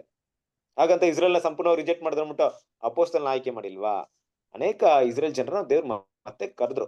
ಆದ್ರೆ ಒಂದು ದೇಶವಾಗಿ ಇವ್ರು ನನ್ನ ಸ್ವಕೀಯ ಜನರು ಅನ್ನುವಂತ ಒಂದು ಹೆಸರಿತ್ತಲ್ಲ, ಅದನ್ನ ಆ ವಿಷಯದಲ್ಲಿ ಅವ್ರನ್ನ ರಿಜೆಕ್ಟ್ ಮಾಡ್ಬಿಟ್ರು ಕಂಪ್ಲೀಟ್ ಆಗಿ. ನೀವ್ ಇನ್ಮೇಲೆ ನನ್ನ ಸ್ವಕೀಯ ಜನರಲ್ಲ, ನಾನ್ ನಿಮ್ಗೆ ಸ್ಪೆಷಲ್ ಕೇರ್ ಕೊಡಲ್ಲ, ನಾನ್ ನಿಮ್ಗೆ ಏನ್ ಮಾಡಲ್ಲ, ಸ್ಪೆಷಲ್ ಅಂತ ಒಂದು ಆಶೀರ್ವಾದವನ್ನ ನೀವು ಇಲ್ಲಿವರೆಗೂ ನೀವು ಹೆಮ್ಮೆಯಾಗಿ ಮಾತಾಡ್ಕೊಂಡಿದ್ದಲ್ಲ ಸಾಕು. ನಾನು ಅಬ್ರಾಹ್ಮಣ ಮಕ್ಕಳು ಅಂತ ಇಲ್ಲಿವರೆಗೆ ಹೇಳ್ಕೊಂಬಂದ್ರಿ, ಇರ್ಲಿ, ಆದ್ರೆ ಇನ್ಮುಂದೆ ನಡೆಯಲ್ಲ, ಇನ್ಮುಂದೆ ಅದ್ ಯಾವುದು ವರ್ಕೌಟ್ ಆಗಲ್ಲ. ಅದರಿಂದ ಇನ್ಮುಂದೆ ಯಾರು ನನ್ನ ಮಾತು ಕಿವಿಗೆ ಕೊಡ್ತಾರೋ ಅವ್ರಿಗೆ ಮಾತ್ರ ನಾನು ಏನ್ ಮಾಡ್ತೀನಿ, ನಾನು ನನ್ನ ಕೃಪೆಯನ್ನ ಕೊಡ್ತೀನಿ ಅಂತ ರೀತಿಯಲ್ಲಿ ದೇವ್ರು ಏನ್ ಮಾಡಿದ್ರು, ಕರೆದ್ರು. ಆದ್ರೆ ಕ್ರಿಸ್ತನ ಪ್ರೀತಿಯ ಸಹೋದರರೇ, ಅದೇ ರೀತಿಯಾಗಿ ಆಗಿನ ಕಾಲದಲ್ಲಿ ಬಂದಂತ ಒಂದು ಉಪದೇಶ ಇರ್ಬೋದು, ಬೋಧನೆಗಳಿರ್ಬೋದು, ಯಾರ ಮೂಲಕ ಬಂತು ಅಂತ ನೋಡಿದಾಗ ಅಪೋಸ್ತಲರ ಮೂಲಕ ಬಂತು. ಈಗ ಅಪೋಸ್ತಲರು ಯಾರು? ಅಪೋಸ್ತಲರು ಇಸ್ರೇಲ್ ಜನರೇ, ಆದ್ರೆ ಆ ಒಂದು ಯಹೂದ್ಯರಿಂದ ಸಪರೇಟ್ ಆಗಿದ್ದಾರೆ. ಅವ್ರೀಗ ಅವರು ಕ್ರೈಸ್ತರು ಅನ್ನೋಂತ ರೀತಿಯಲ್ಲಿ ಇದ್ದಾರೆ. ಯಹೂದ್ಯರು ಇಸ್ರೇಲರು ಅಂತ ಕರೀತಾ ಇಲ್ಲ. ಒಂದು ಏನಂತ ಒಂದು ಜನಾಂಗವಾಗಿ ಕರಿಬೇಕಾದ್ರೆ ಇಸ್ರೇಲ್ರ, ಬಟ್ ಆತ್ಮಿಕ ದೃಷ್ಟಿಕೋನದಲ್ಲಿ ನೋಡ್ಬೇಕಾದ್ರೆ ಅವರು ಹಾಗಾಗ್ಲಿಲ್ಲ. ಯಾಕಂದ್ರೆ ಅವ್ರು ತಮ್ಮನ್ನೇ ಪ್ರತ್ಯೇಕ ಮಾಡ್ಕೊಂಡಿದ್ರು ಅಲ್ವಾ? ಯಾವ ರೀತಿ ಪ್ರತ್ಯೇಕ ಮಾಡ್ಕೊಂಡಿದ್ರು ಅಂದ್ರೆ ಈ ಹೆಸರಿಗೆ ತಕ್ಕ ಆಗಿರುವಂತ ಜನರಿಂದ ಪ್ರತ್ಯೇಕ ಮಾಡ್ಕೊಂಡಿದ್ರು. ನಾವು ಶ್ರೇಷ್ಠರು, ನಾವೇ ಅಬ್ರಾಹ್ಮಣ ಮಕ್ಕಳು, ಆ ರೀತಿ ಒಂದು ಗುಂಪುಗಳಿಂದ ಅವ್ರನ್ನ ತಮ್ಮನ್ನ ಪ್ರತ್ಯೇಕ ಮಾಡ್ಕೊಂಡಿದ್ರು. ಆ ರೀತಿಯಾಗಿ ಏನ್ ಮಾಡೋದು, ದೇವರು ಅವ್ರನ್ನ ಕರೆದ ರೀತಿಯಲ್ಲಿ ಈ ಅಂತ್ಯ ಕಾಲದಲ್ಲೂ ಕೂಡ ದೇವ್ರು ಏನ್ ಮಾಡ್ತಾರಂದ್ರೆ ಇದೇ ರೀತಿಯಾಗಿ ಸತ್ಯವನ್ನ ಕೊಡ್ತಾರೆ.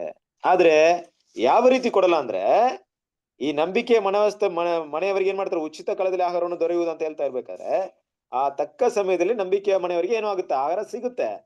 ಆದ್ರೆ ಆ ಬಾಬಿಲೋನಿಂದ ಸಿಗಲ್ಲ ಅಲ್ವಾ? ಹೆಸರು ಕ್ರೈಸ್ತರಿಂದ ಈ ಊಟ ಸಿಗಲ್ಲ. ಅಲ್ಲಿಂದ ಯಾವುದೇ ಒಳ್ಳೆ ಉಪದೇಶ ಆಗ್ಲಿ, ಒಳ್ಳೆ ಬೋಧನೆ ಆಗ್ಲಿ ಬರಲ್ಲ ಅನ್ನೋದು ವಿಷಯವನ್ನ ದೇವ್ರ ಮಕ್ಳಿಗೆ ಅರ್ಥ ಮಾಡ್ಕೊಬೇಕು. ಕರೆಕ್ಟ್ ಅಲ್ವಾ? ಈಗ ನಮ್ ರಿಯಾಲಿಟಿನ ಚೆಕ್ ಮಾಡೋಣ. ಇವಾಗ ಈ ಟ್ರೂತ್ ನಾವೇನ್ ಮಾತಾಡ್ತಾ ಇದೀವಿ, ದೇವ್ರು ಕೊಟ್ಟಿದಾರೆ ನಮ್ಗೆ, ನಿಮಗೂ ನಮಗೂ ನನಗೂ ಎಲ್ರಿಗೂ ದೇವ್ರೇ ಕೊಟ್ಟಿದ್ದಾರೆ. ಈ ಟ್ರೂತ್ ಅಲ್ಲಿ ಯಾಕೆ ಬರ್ತಾ ಇಲ್ಲ? ಬಾಬಿಲೋನ್ ಯಾರು ಮಾತಾಡ್ತಿದ್ರ? ಜಸ್ಟ್ ಒಂದು ಯೋಚನೆ ಮಾಡ್ರಿ, ಈ ಹೆಸರು ಕ್ರೈಸ್ತಲ್ಲಿ ಸತ್ಯ ಬಂದ್ರೆ ಏನಾಗುತ್ತೆ, ಏನಾಗ್ಬಹುದು? ಏನಾಗ್ಬೋದು ಅನ್ಸುತ್ತೆ? ಹೆಸರು ಕ್ರೈಸ್ತರಾದರೂ ಸರಿಯಾಗಿ ನಂಬಲ್ಲ. ಎಸ್, ಓಕೆ ಅಲ್ವಾ? ಆಗ್ಲೇ ಒಂದ್ ಪಾಯಿಂಟ್ ಹೇಳಿದ್ರಿ, ಬಿದ್ದಲೋ ಬಾಬೆಲ್ ಎಂಬ ಮಹಾನಗರಿ ಬಿದ್ದಲು. ಅಂದ್ರೆ ಏನರ್ಥ? ಈ ಡಾಕ್ಟ್ರಿನ್, ಈ ಸತ್ಯ ಬಾಬಿಲೋನ ಬೀಳ್ಸುತ್ತೆ.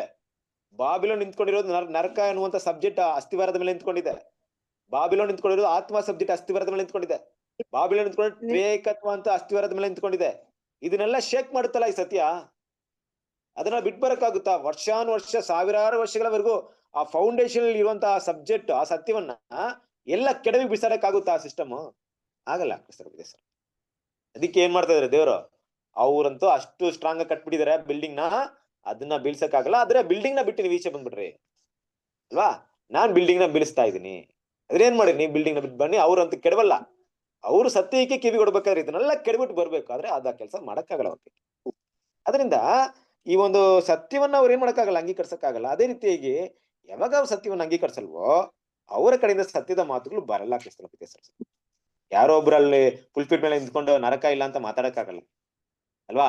ಯಾರೋ ಒಬ್ರಲ್ಲಿ ಇದ್ಬಿಟ್ಟು ಏನ್ ಮಾಡಕ್ಕಾಗಲ್ಲ, ತ್ರೈಕತ್ವ ಇಲ್ಲ, ತಂದೆ ದೇವರು ಮಗ, ತಂದೆ ಮಗ ಪವಿತ್ರಾತ್ಮ ಅಂದಾಗ ದೇವರು ಆತನ ಮಗ ಪವಿತ್ರಾತ್ಮ ಆತನ ಶಕ್ತಿ ಅನ್ನೋ ರೀತಿಯಲ್ಲಿ ಮಾತಾಡಕ್ಕಾಗಲ್ಲ. ದೇವ್ರ ಮಕ್ಳು ಇದು ಅರ್ಥ ಮಾಡ್ಕೊಬೇಕು. ಆದ್ರಿಂದ ನಮ್ಗೆ ಬರುವಂತ ಸೋರ್ಸ್ ಸತ್ಯ ಅಲ್ಲಿಂದ ಬರೋಕೆ ಸಾಧ್ಯತೆನೇ ಇಲ್ಲ. ತುಂಬಾ ಜನ ಹಂಗೆ ತಿಳ್ಕೊಳ್ತಾರೆ, ಇಲ್ಲ ಬ್ರದರ್ ನೀವ್ ಮಾತಾಡತ್ರಣ ಅಲ್ಲಿ ಮಾತಾಡ್ತಾರೆ, ನೀವ್ ಹೇಳತ್ರಣ ಇಲ್ಲಿ ಹೇಳ್ತಾರೆ. ಅಲ್ಲೂ ತುಂಬಾ ಟಿಪಾಗಿ ತಗೊಳ್ತಾರೆ. ಕೆಲವರು ಕೂಡ ಸಭೆಯಲ್ಲಿ ಬಂದ್ಬಿಟ್ಟು ಹಿಂಗೆ ಮಾತಾಡ್ತಾ ಇರ್ತಾರೆ. ನಾನು ಇಲ್ಲೂ ಹೋಗ್ತೀನಿ ಅಲ್ಲೂ ಹೋಗ್ತೀನಿ ಬ್ರದರ್, ಅಲ್ಲೂ ಹೋಗಿ ಕೇಳ್ತೀನಿ ಇಲ್ಲೂ ಹೋಗ್ಬೇಕು ಕೇಳ್ತೀನಿ, ನಾನು ಈವ್ನಿಂಗ್ ಅಲ್ಲಿ ಹೋಗ್ತೀನಿ, ಮಾರ್ನಿಂಗ್ ಇಲ್ಲಿ ಬರ್ತೀನಿ, ನೀನ್ ಹಿಂಗೆ ಏನ್ ಮಾಡ್ತೀನಿ ಹೋಗ್ತಾ ಇರ್ತೀನಿ, ಅಲ್ಲೂ ಕೂಡ ತುಂಬಾ ಚೆನ್ನಾಗಿದೆ. ಅಂದ್ರೆ ಏನ್ ಅರ್ಥ, ಸತ್ಯನೇ ಅರ್ಥವಾಗಿಲ್ಲ ಅಂತ ಅರ್ಥ. ಅದ್ ಹೆಂಗ್ ಬರಕ್ ಸಾಧ್ಯತೆ ಇದೆ? ಮಾತಾಡ್ಬೋದು, ಬಟ್ ನಿಜವಾದ ಒಂದು ಡಾಕ್ಟ್ರಿನ ಹೇಳಕ್ಕಾಗುತ್ತಾ ಅವ್ರ ಕಡೆಯಿಂದ? ಆ ಡಾಕ್ಟ್ರಿನ ಮಾತಾಡಕ್ಕಾಗುತ್ತಾ ಫುಲ್ ಪೀಟ್ ಮೇಲೆ ನಿಂತ್ಕೊಂಡು? ಯಾಕಂದ್ರೆ ಆ ಫೌಂಡೇಶನ್ ಸಿಸ್ಟಮೇ ಆತರ ಅದ್ರಲ್ಲಿ ನಿಂತ್ಕೊಂಡಿದೆ.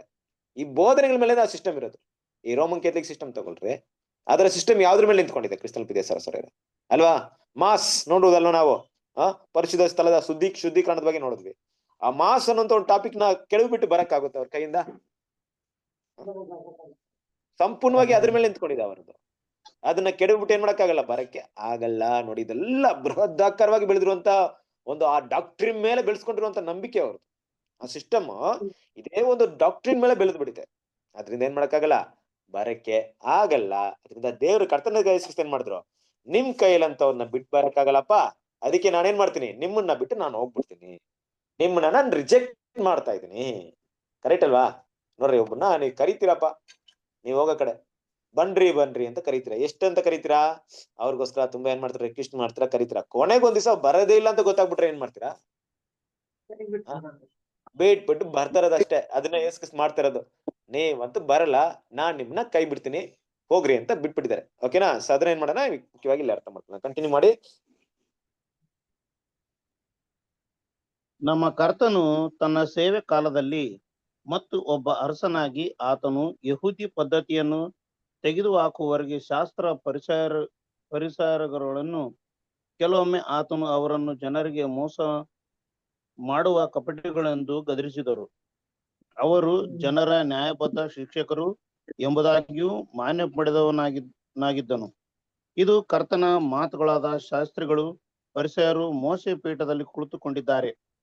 ಆದ್ದರಿಂದ ಅವರು ನಿಮಗೆ ಏನೇನು ಹೇಳುತ್ತಾರೋ ಅದನ್ನೆಲ್ಲ ಮಾಡಿರಿ, ಕಾಪಾಡಿಕೊಳ್ಳಿರಿ. ಮತ್ತಾಯ 23:2 ಮತ್ತು 3 ಎಂಬ ಮಾತುಗಳಿಂದ ವೇದವಾಗುತ್ತದೆ. ಹೀಗಾಗಿ ಅದರಂತೆ ಕೆಲವು ಸಮಯಕ್ಕೆ ಈ ಕ್ರೈಸ್ತ ಪ್ರಪಂಚದ ಮಹಾಧಾರ್ಮಿಕ ನಾಯಕರುಗಳು ಸಿನೋಡ್ಗಳಲ್ಲಿ, ಸಮ್ಮೇಳನಗಳಲ್ಲಿ, ಮಹಾಕೂಟಗಳು ಮುಂತಾದವುಗಳಲ್ಲಿ ಕ್ರಿಸ್ತನ ಆಸನದಲ್ಲಿ ಜನರಿಗೆ ಬೋಧಕರಾಗಿ ಕೂತುಕೊಂಡರು. ಹೇಗೆ ಒಮ್ಮೆ ಯಹೂದಿ ಸೆನ್ಡ್ರೆಂಡ್ ನಲ್ಲಿ ಒಮ್ಮೆ ಮೋಶೆಯ ಆಸನವನ್ನು ಆಕ್ರಮಿಸುವಂತೆ ಕೂತುಕೊಳ್ಳುವರೋ, ಆದರೆ ಕ್ರಿಸ್ತಶಕ 33 ನಂತರ ಶಾಸ್ತ್ರಿಗಳು ಮತ್ತು ಪರಿಸಯರು ಮುಂದೊಂದು ಕರ್ತನಿಂದ ಯಾವುದೋ ಅರ್ಥದಲ್ಲಿ ಮಾನ್ಯತೆ ಪಡೆಯಲಿಲ್ಲ ಮತ್ತು ನಿಜವಾದ ಇಸ್ರಾಯೇಲರು ದೇವರಿಂದ ಹೊರತು ಎಂದಿಗೂ ಇದರಿಂದ ಶಿಕ್ಷಣ ಪಡ್ಕೊಳ್ಳಲಿಲ್ಲ. ಆದರೆ ಜನರಿಂದ ಕೂಡಿಸಿದ ಮತ್ತು ವಿಶೇಷವಾಗಿ ದೇವರಿಂದ ಬೋಧಿಸಲ್ಪಟ್ಟ ಇನ್ನಿತರ ನಮ್ರ ಬಿರುದುಗಳೆಲ್ಲದ ಮತ್ತು ಹೆಚ್ಚು ಅರ್ಹ ಸಾಧನೆಗಳು ಮೂಲಕ ಶಿಕ್ಷಣ ನೀಡುವನಾದನು. ಆದ್ದರಿಂದ ನಾವು ಇದನ್ನು ನಿರೀಕ್ಷಿಸಿ ಈ ಸಮಾನಾಂತರ ಸುಗ್ಗಿಯಲ್ಲಿ ಅಂತವರನ್ನು ಕಂಡುಕೊಳ್ಳಬೇಕು. Thank you brother. Okay, thank you. ಇದೆ ನೋಡ್ರಿ, ನಮ್ಮ ಕರ್ತನು ಆತನ ಒಂದು ಸೇವಾ ಒಂದು ಸಮಯದಲ್ಲಿ, ಆತನ ಒಂದು 3.5 ವರ್ಷ ಸುವಾರ್ತೆಯ ಸಮಯದಲ್ಲಿ ಒಬ್ಬ ಅರಸನಾಗಿ, ಮುಖ್ಯವಾಗಿ ನೋಡ್ಬೇಕಾದ್ರೆ ಒಬ್ಬ ರಾಜನಾಗಿ ಆತನಿದ್ರು ಕೂಡ ಅವ್ರು ಎದುರು ನೋಡುವಂತ ರಾಜನಾಗಿರ್ಲಿಲ್ಲ. ಇವ್ರ ಮಕ್ಳು ಅರ್ಥ ಮಾಡ್ಕೊಂಡು, ಆತನ ರಾಜನಾಗಿ ಬಂದಿದ್ರು ಕೂಡ ಯಾರು ಎದುರು ನೋಡುವಂತ ರೀತಿಯಲ್ಲಿ ಇರ್ಲಿಲ್ಲ. ಅಂದ್ರೆ ನಮ್ಮ ಇಸ್ರೇಲ್ ಜನರು ಅವರು ರಾಜನ ಅನ್ನೋಂಥ ವಿಷಯ ಬೇರೆ ರೀತಿ ಎದುರು ನೋಡ್ತಿದ್ರು. ಕರೆಕ್ಟ್ ಅಲ್ವಾ? ಈಗ ನೋಡ್ರಿ, ದೇವ್ರು ಕೂಡ ಏನ್ ಮಾಡ್ತಿದ್ರು, ಇಸ್ರೇಲ್ ಜನರನ್ನ ಆಳ್ವಿಕೆ ಮಾಡ್ಕೊಂಡ್ ಬರ್ತಾ ಇದ್ರು. ಆದ್ರೆ ನಮ್ಗೆ ಬೇರೊಬ್ಬ ರಾಜ ಕೇಳಿದ್ರು ಇಸ್ರೇಲ್ ಜನರು. ಯಾಕೆ ಕೇಳಿದ್ರು? ಅವ್ರಿಗೆ ರಾಜ ಇರ್ಲಿಲ್ವಾ? ಯುದ್ಧದಲ್ಲಿ ಗೆಲ್ತಾ ಇರ್ಲಿಲ್ವಾ? ಯಾರಾದ್ರೂ ಒಂದು ಸೈನ್ಯ ಬಂದ್ರೆ ಅವ್ರು ಸೋತೋಗ್ತಾ ಇದ್ರಾ? ಅಂದ್ರೆ ಅವ್ರಿಗೆ ಕಾಪಾಡುವಂತ ವ್ಯವಸ್ಥೆ ಇರ್ಲಿಲ್ವಾ? ಪ್ರೊಟೆಕ್ಷನ್ ಇರ್ಲಿಲ್ವಾ ಅವ್ರಿಗೆ? ಏನು ಇಲ್ದೆ ಯುದ್ಧಕ್ಕೋಸ್ಕರ ಏನ್ ಮಾಡೋದು? ನಮ್ಗೆ ರಾಜ ಕೊಟ್ಬಿಡ್ರಿ, ಯಾಕಂದ್ರೆ ನಾವು ಯುದ್ಧದಲ್ಲಿ ಪದೇ ಪದೇ ಸೋಲ್ತಾ ಇದೀವಿ, ನಮ್ಗೆ ರಾಜ ಇದ್ರೆ ಯುದ್ಧ ಮಾಡ್ಬೋದು, ಆ ರೀತಿ ಕೇಳಿದ್ರ? ಏನಕ್ಕೋಸ್ಕರ ಕೇಳಿದ್ರು? ಏನಕ್ಕೋಸ್ಕರ ಕೇಳಿದ್ರು ಇಸ್ರೇಲ್ ಜನರು ರಾಜರು? ಸಾಮ್ಯಲ್ನ ಕಾಲದಲ್ಲಿ ಕೇಳ್ತಾರಲ್ವಾ ರಾಜ ಬೇಕನ್ಬಿಟ್ಟು. ಉದ್ದೇಶ ಏನಪ್ಪಾ ಅಂದ್ರೆ ಅವ್ರಿಗೆ ಬೇರೆ ದೇಶದವ್ರ ತರ ಇರ್ಬೇಕು ತಾವು. ನೋಟಕ್ಕೆ ನೋಡೋದಾಗ ಏನ್ ಮಾಡ್ಬೇಕು? ನಮ್ ಬೇರೆ ದೇಶದವ್ರು ಇವ್ರು ನೋಡಿದಾಗ ಇವ್ರಲ್ಲಿ ಏನಂತ ತಿಳ್ಕೊಂತಾರೆ? ಏನಪ್ಪಾ ಈ ದೇಶ ಇಸ್ರೇಲ್ ಜನ, ರಾಜ ಇಲ್ಲ ಏನು ಇಲ್ಲ ಇವ್ರಿಗೆ, ಅರೆ ನೋಡಪ್ಪ ಹೆಂಗಿದಾರೆ ಇವ್ರು. ಆದ್ರೆ ಗೆಲ್ಲವ್ರು ಇವರೇ, ಇಸ್ರೇಲ್ ಜನನೇ ಗೆಲ್ಲವ್ರು. ಏನಿಲ್ದೆ ಹೋದ್ರು ಗೆಲ್ತಾ ಇದ್ರು. ಆದ್ರೆ ಅವ್ರಿಗೆ ಹಂಗಿರ್ಬಾರ್ದು. ಬೇರೆಯವ್ರು ನೋಡಿದಾಗ ಹೆಂಗಿರ್ಬೇಕು? ನೋಡಪ್ಪ ಏನ್ ರಾಜ ಇದಾರೆ ಅವ್ರಲ್ಲಿ, ಏನು ಯುದ್ಧ ಆಯುಧಗಳಿದೆ. ಇವತ್ತು ಕೂಡ ಅದೇ ಅಲ್ವಾ ಮೈಂಡ್ ಅಲ್ಲಿ ಜನರಿಗೆ? ಓ ಅಮೆರಿಕ ನೋಡಿ ಎಷ್ಟು ವೆಪನ್ಸ್ ಇದೆ, ಇಸ್ರೇಲ್ ಹತ್ರ ಎಷ್ಟು ಬಾಂಬ್ಸ್ ಇದೆ, ರಷ್ಯಾ ಹತ್ರ ನೋಡ್ರಿ ಏನೆಲ್ಲ ಇದೆ, ನ್ಯೂಕ್ಲಿಯರ್ ವೆಪನ್ಸ್ ಎಲ್ಲ ಇದೆ. ಭಯ ಪಡೋ ರೀತಿಯಲ್ಲಿ ಇರ್ಬೇಕು. ನೋಡಿದಾಗ ಭಯ ಪಡೋ ರೀತಿಯಲ್ಲಿ ಈ ರೀತಿ ಬೇಕು ಅವ್ರಿಗೆ ಅಷ್ಟೇ. ಏನು ಇಲ್ದೇನೋ ಜಯ ಸಾಧಿಸ್ತಾ ಅದೆಲ್ಲ ಬೇಕಾಗಿರ್ಲಿಲ್ಲ ಅಲ್ವಾ? ದೇವ್ರು ಹೇಳ್ಬೇಕಾರೆ ಅವರು ನಿನ್ನೆಲ್ಲ ಆಮೇಲೆ ನನ್ನನ್ನ ಏನ್ ಮಾಡಿದ್ರು? ರಿಜೆಕ್ಟ್ ಮಾಡಿದ್ರು ಅಂತ ಹೇಳಿದ್ರು. ನಾನು ಆತನ ಅರಸನಾಗಿರ್ಲಿಲ್ದ ಹಾಗೆ, ಅವ್ರನ್ನ ಆಳ್ವಿಕೆ ಮಾಡ್ದ ಹಾಗೆ ನನ್ನನ್ನ ರಿಜೆಕ್ಟ್ ಮಾಡಿದ್ರು ಅಂತ ಏನ್ ಮಾಡ್ತಾರೆ? ಮಾತಾಡ್ತಾರೆ. ಸದರೀತಿಯ ಕ್ರಿಸ್ತನ ಪ್ರೀತಿಯ ಸಹೋದರರೇ, ಇಲ್ಲೂ ಕೂಡ ಕರ್ತನಾದ ಯೇಸು ಕ್ರಿಸ್ತನ ಒಬ್ಬ ಅರಸನಾಗೇ ಇದ್ರು, ಆದ್ರೆ ಅವ್ರು ಎಕ್ಸೆಪ್ಟ್ ಮಾಡುವಂತ ಅರಸನಾಗಿರ್ಲಿಲ್ಲ. ಕರೆಕ್ಟ್ ಅಲ್ವಾ? ಬಟ್ ಆ ಒಂದು ಅರಸನ ಒಂದ್ ರೀತಿಯಲ್ಲಿ ಇರ್ಬೇಕಾದ್ರೆ ಎಲ್ಲೋ ಒಂದ್ ಕಡೆ ಏನ್ ಮಾಡ್ತಿದ್ರು? ಈ ಒಂದು ಟೈಮಲ್ಲಿ ಏನ್ ಮಾಡ್ಬೇಕಂತ ದೇವ್ರು ಅವ್ರು ಕೊಟ್ಟಿದ್ರು, ಆ ಕೆಲಸ ಏನ್ ಮಾಡಿದ್ರು? ಅಲ್ಲಿ ಬಂದಿದ್ರು. ಆ ಒಂದ್ ಕೆಲಸ ಏನಪ್ಪಾ ಅಂದ್ರೆ ಸಭೆಯಲ್ಲಿ ಅಂದ್ರೆ ಯಹೂದ್ಯರ ಇಸ್ರೇಲ್ ಜನರ ಮಧ್ಯದಲ್ಲಿರುವಂತ ಒಂದು ವಂಚನೆ, ಮೋಸ, ಇದೆಲ್ಲ ಎಲ್ಲಪ್ಪ ನಡೀತಾ ಇತ್ತು ಅಂದ್ರೆ ಅಧಿಕಾರ ವರ್ಗದವರು ಇರುವಂತ ಮಧ್ಯದಲ್ಲಿ ನಡೀತಾ ಇತ್ತು. ಯಾರು ಈ ಅಧಿಕಾರ ವರ್ಗದಲ್ಲಿ ಇರುವವರು? ಒಂದು ರಾಜ ಅಂತ ಹೇಳ್ಬೋದು, ಅರಸ ಅಂತ ಹೇಳ್ಬೋದು. ಇನ್ನೊಂದು ಯಾರಪ್ಪ ಅಂದ್ರೆ ಈ ಧಾರ್ಮಿಕ ವಿಷಯಕ್ಕೆ ಸಂಬಂಧಪಟ್ಟಂತ ಶಾಸ್ತ್ರಿಗಳು, ಪರಿಸೆಯರು, ಸದುಸೆಯರು ಅಲ್ವಾ, ಈ ಮಹಾಯಾಜಕರು, ಈ ಟೀಮ್ ಎಲ್ಲ ನೋಡ್ಬೋದು. ಇವರೆಲ್ಲ ಹೇಗಿದ್ರು ಅಂದ್ರೆ ಇವ್ರನ್ನ ನೋಡಿ ಜನ ಏನ್ ಮಾಡ್ತಾ ಇದ್ರು? ಎದುರ್ಕೊಳ್ತಾ ಇದ್ರು. ಯಾಕೆ ಎದುರ್ಕೊಳ್ತಾ ಇದ್ರು? ಎದುರ್ಕೊಳ್ಳೋದಕ್ಕೆ ಅವರು ಹಂಗೆ ಎದುರಿಸ್ತಾ ಇದ್ರು ಇವ್ರನ್ನ ಅಲ್ವಾ. ನಾವು ತುಂಬಾ ಶ್ರೇಷ್ಠರು, ನಾವು ತುಂಬಾ ಪರಿಶುದ್ಧವಂತರು, ನೀವು ಪಾಪಿಗಳು, ನಮ್ಗೆ ಈ ರೀತಿ ಆ ರೀತಿಯಾಗಿ ಒಂದು ಯಾಜಕ ಒಂದು ಸ್ಥಾನದಲ್ಲಿ ಕುತ್ಕೊಂಡು, ಅರಸರ ಒಂದು ಪಕ್ಕದಲ್ಲಿ ಇತ್ಕೊಂಡು, ಅರಸರ ಒಂದು ರಾಜಕೀಯ ವ್ಯವಸ್ಥೆಗಳೆಲ್ಲ ಕೈ ಹಾಕೊಂಡು ಈ ರೀತಿ ಒಂದು ಶ್ರೇಷ್ಠ ಸ್ಥಾನಮಾನಗಳನ್ನ ಏನ್ ಮಾಡ್ತಾ ಇದ್ರು? ಪಡಿತಾ ಇದ್ರು. ಅದರಿಂದ ಈ ಅಧಿಕಾರ ವರ್ಗದವ್ರು ನೋಡಿದ್ರೆ ಸಾಮಾನ್ಯವಾಗಿ ಭಯ ತಾನೆ. ಇವತ್ತು ಕೂಡ ನಾವು ಈ ಮಿಡ್ಲ್ ಕ್ಲಾಸ್ ಅಲ್ಲಿ ಇರುವಂತವ್ರು ಮತ್ತೆ ಬಡತನದಲ್ಲಿ ಇರುವವರು, ಒಬ್ಬ ದೊಡ್ಡ ವ್ಯಕ್ತಿ ನಮ್ಮನ್ನೆಲ್ಲ ಕೇರ್ ಮಾಡ್ತಾರಂದ್ರೆ ಕೇರ್ ಮಾಡಲ್ಲ. ನಮ್ಮನ್ನೆಲ್ಲ ಕೇರ್ ಮಾಡೋದೇನಪ್ಪಾ ಅಂದ್ರೆ ಆ ಓಟಿಗೆ ಅಷ್ಟೇ. ಅವ್ರ ಕೈ ತಗೊಂಡ್ ಬರೋದು, ಕೈ ಮುಗಿಯೋದೆಲ್ಲ ಆ ಒಂದ್ ಟೈಮಲ್ಲಿ ಅಷ್ಟೇ. ಆಮೇಲೆ ನಾವ್ ಏನಾದ್ರು ಅವ್ರ ಮನೆ ಬಾಗ್ಲ ಹತ್ರ ಹೋದ್ರು ಅವ್ರು ನಮ್ಮನ್ನ ಏನ್ ಮಾಡಲ್ಲ, ಕೇರೇ ಮಾಡಲ್ಲ ನಮ್ಮನ್ನ ಅಲ್ವಾ. ಸೊ ಇದೇ ಒಂದು ಸ್ಪಿರಿಟ್ ಇದು, ಈ ಲೋಕದ ಸ್ಪಿರಿಟ್ ಇಲ್ಲಿ ಕಾಣಿಸ್ಕೊಳ್ತಾರ. ಇವ್ರು ಕೂಡ ಏನೋ ಮಾಡ್ತಿದ್ರು ಅಂದ್ರೆ ಈ ರೀತಿಯಾಗಿ ಒಂದು ಭಾವನೆಯಲ್ಲಿ ಇದ್ರು. ಬಟ್ ಇವ್ರನ್ನ ನಮ್ ಕರ್ತನಾದ ಯೇಸು ಕ್ರಿಸ್ತನು ಏನ್ ಮಾಡಿದ್ರು? ಗದರಿಸಿದ್ರು ಅಲ್ವಾ. ಅವ್ರಿಗೆ ಏನ್ ಮಾಡಿದ್ರು ಅಂದ್ರೆ ಯಾವ ರೀತಿ ಮಾತಾಡ್ತಾರೆ ನೋಡ್ರಿ. ಒಂದು ವಿಷಯಗಳು ಮಾತಾಡ್ಬೇಕಾದ್ರೆ ಎಲ್ರಿಗೂ ಎಚ್ಚರಿಕೆಯಾದ ವಿಷಯ ಹೇಳ್ತಾರೆ. ಈ ಶಾಸ್ತ್ರಿಗಳು, ಪರಿಸೆಯರೆಲ್ಲ ಇದಾರಲ್ವಾ, ಅವರು ಮೋಶೆ ಎಲ್ಲಾನ ಚೆನ್ನಾಗಿ ಓದಿದ್ದಾರೆ, ತುಂಬಾ ನಾಲೆಜ್ ಇದೆ ಅವ್ರಿಗೆ. ಅವ್ರ ಹತ್ರ ಹೋದ್ರೆ ಹಿಂಗ್ ಮಾಡಿ, ಹಂಗ್ ಮಾಡಿ, ಈ ತರ ಮಾಡ್ಬೇಡಿ, ಆ ತರ ಮಾಡ್ಬೇಡಿ, ನಿಮ್ಗೆ ಚೆನ್ನಾಗಿ ಹೇಳ್ತಾರೆ. ಆದ್ರೆ ಅವ್ರು ಅದನ್ನ ಫಾಲೋ ಮಾಡ್ತಾರ? ಅವರ ಒಂದು ಜೀವನದಲ್ಲಿ ಅದನ್ನ ಅನ್ವಯ ಮಾಡ್ತಾರ?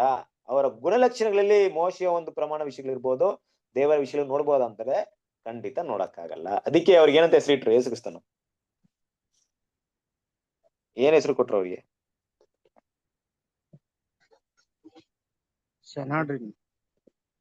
ಅಲ್ಲ ಇದಕ್ಕೆ ಇಲ್ಲ, ಅವ್ರಿಗೆ ಶಾಸ್ತ್ರಿಗಳಿಗೆ, ಪರಿಸರಿಗೆ ಏನಂತ ಹೆಸರಿಟ್ರು?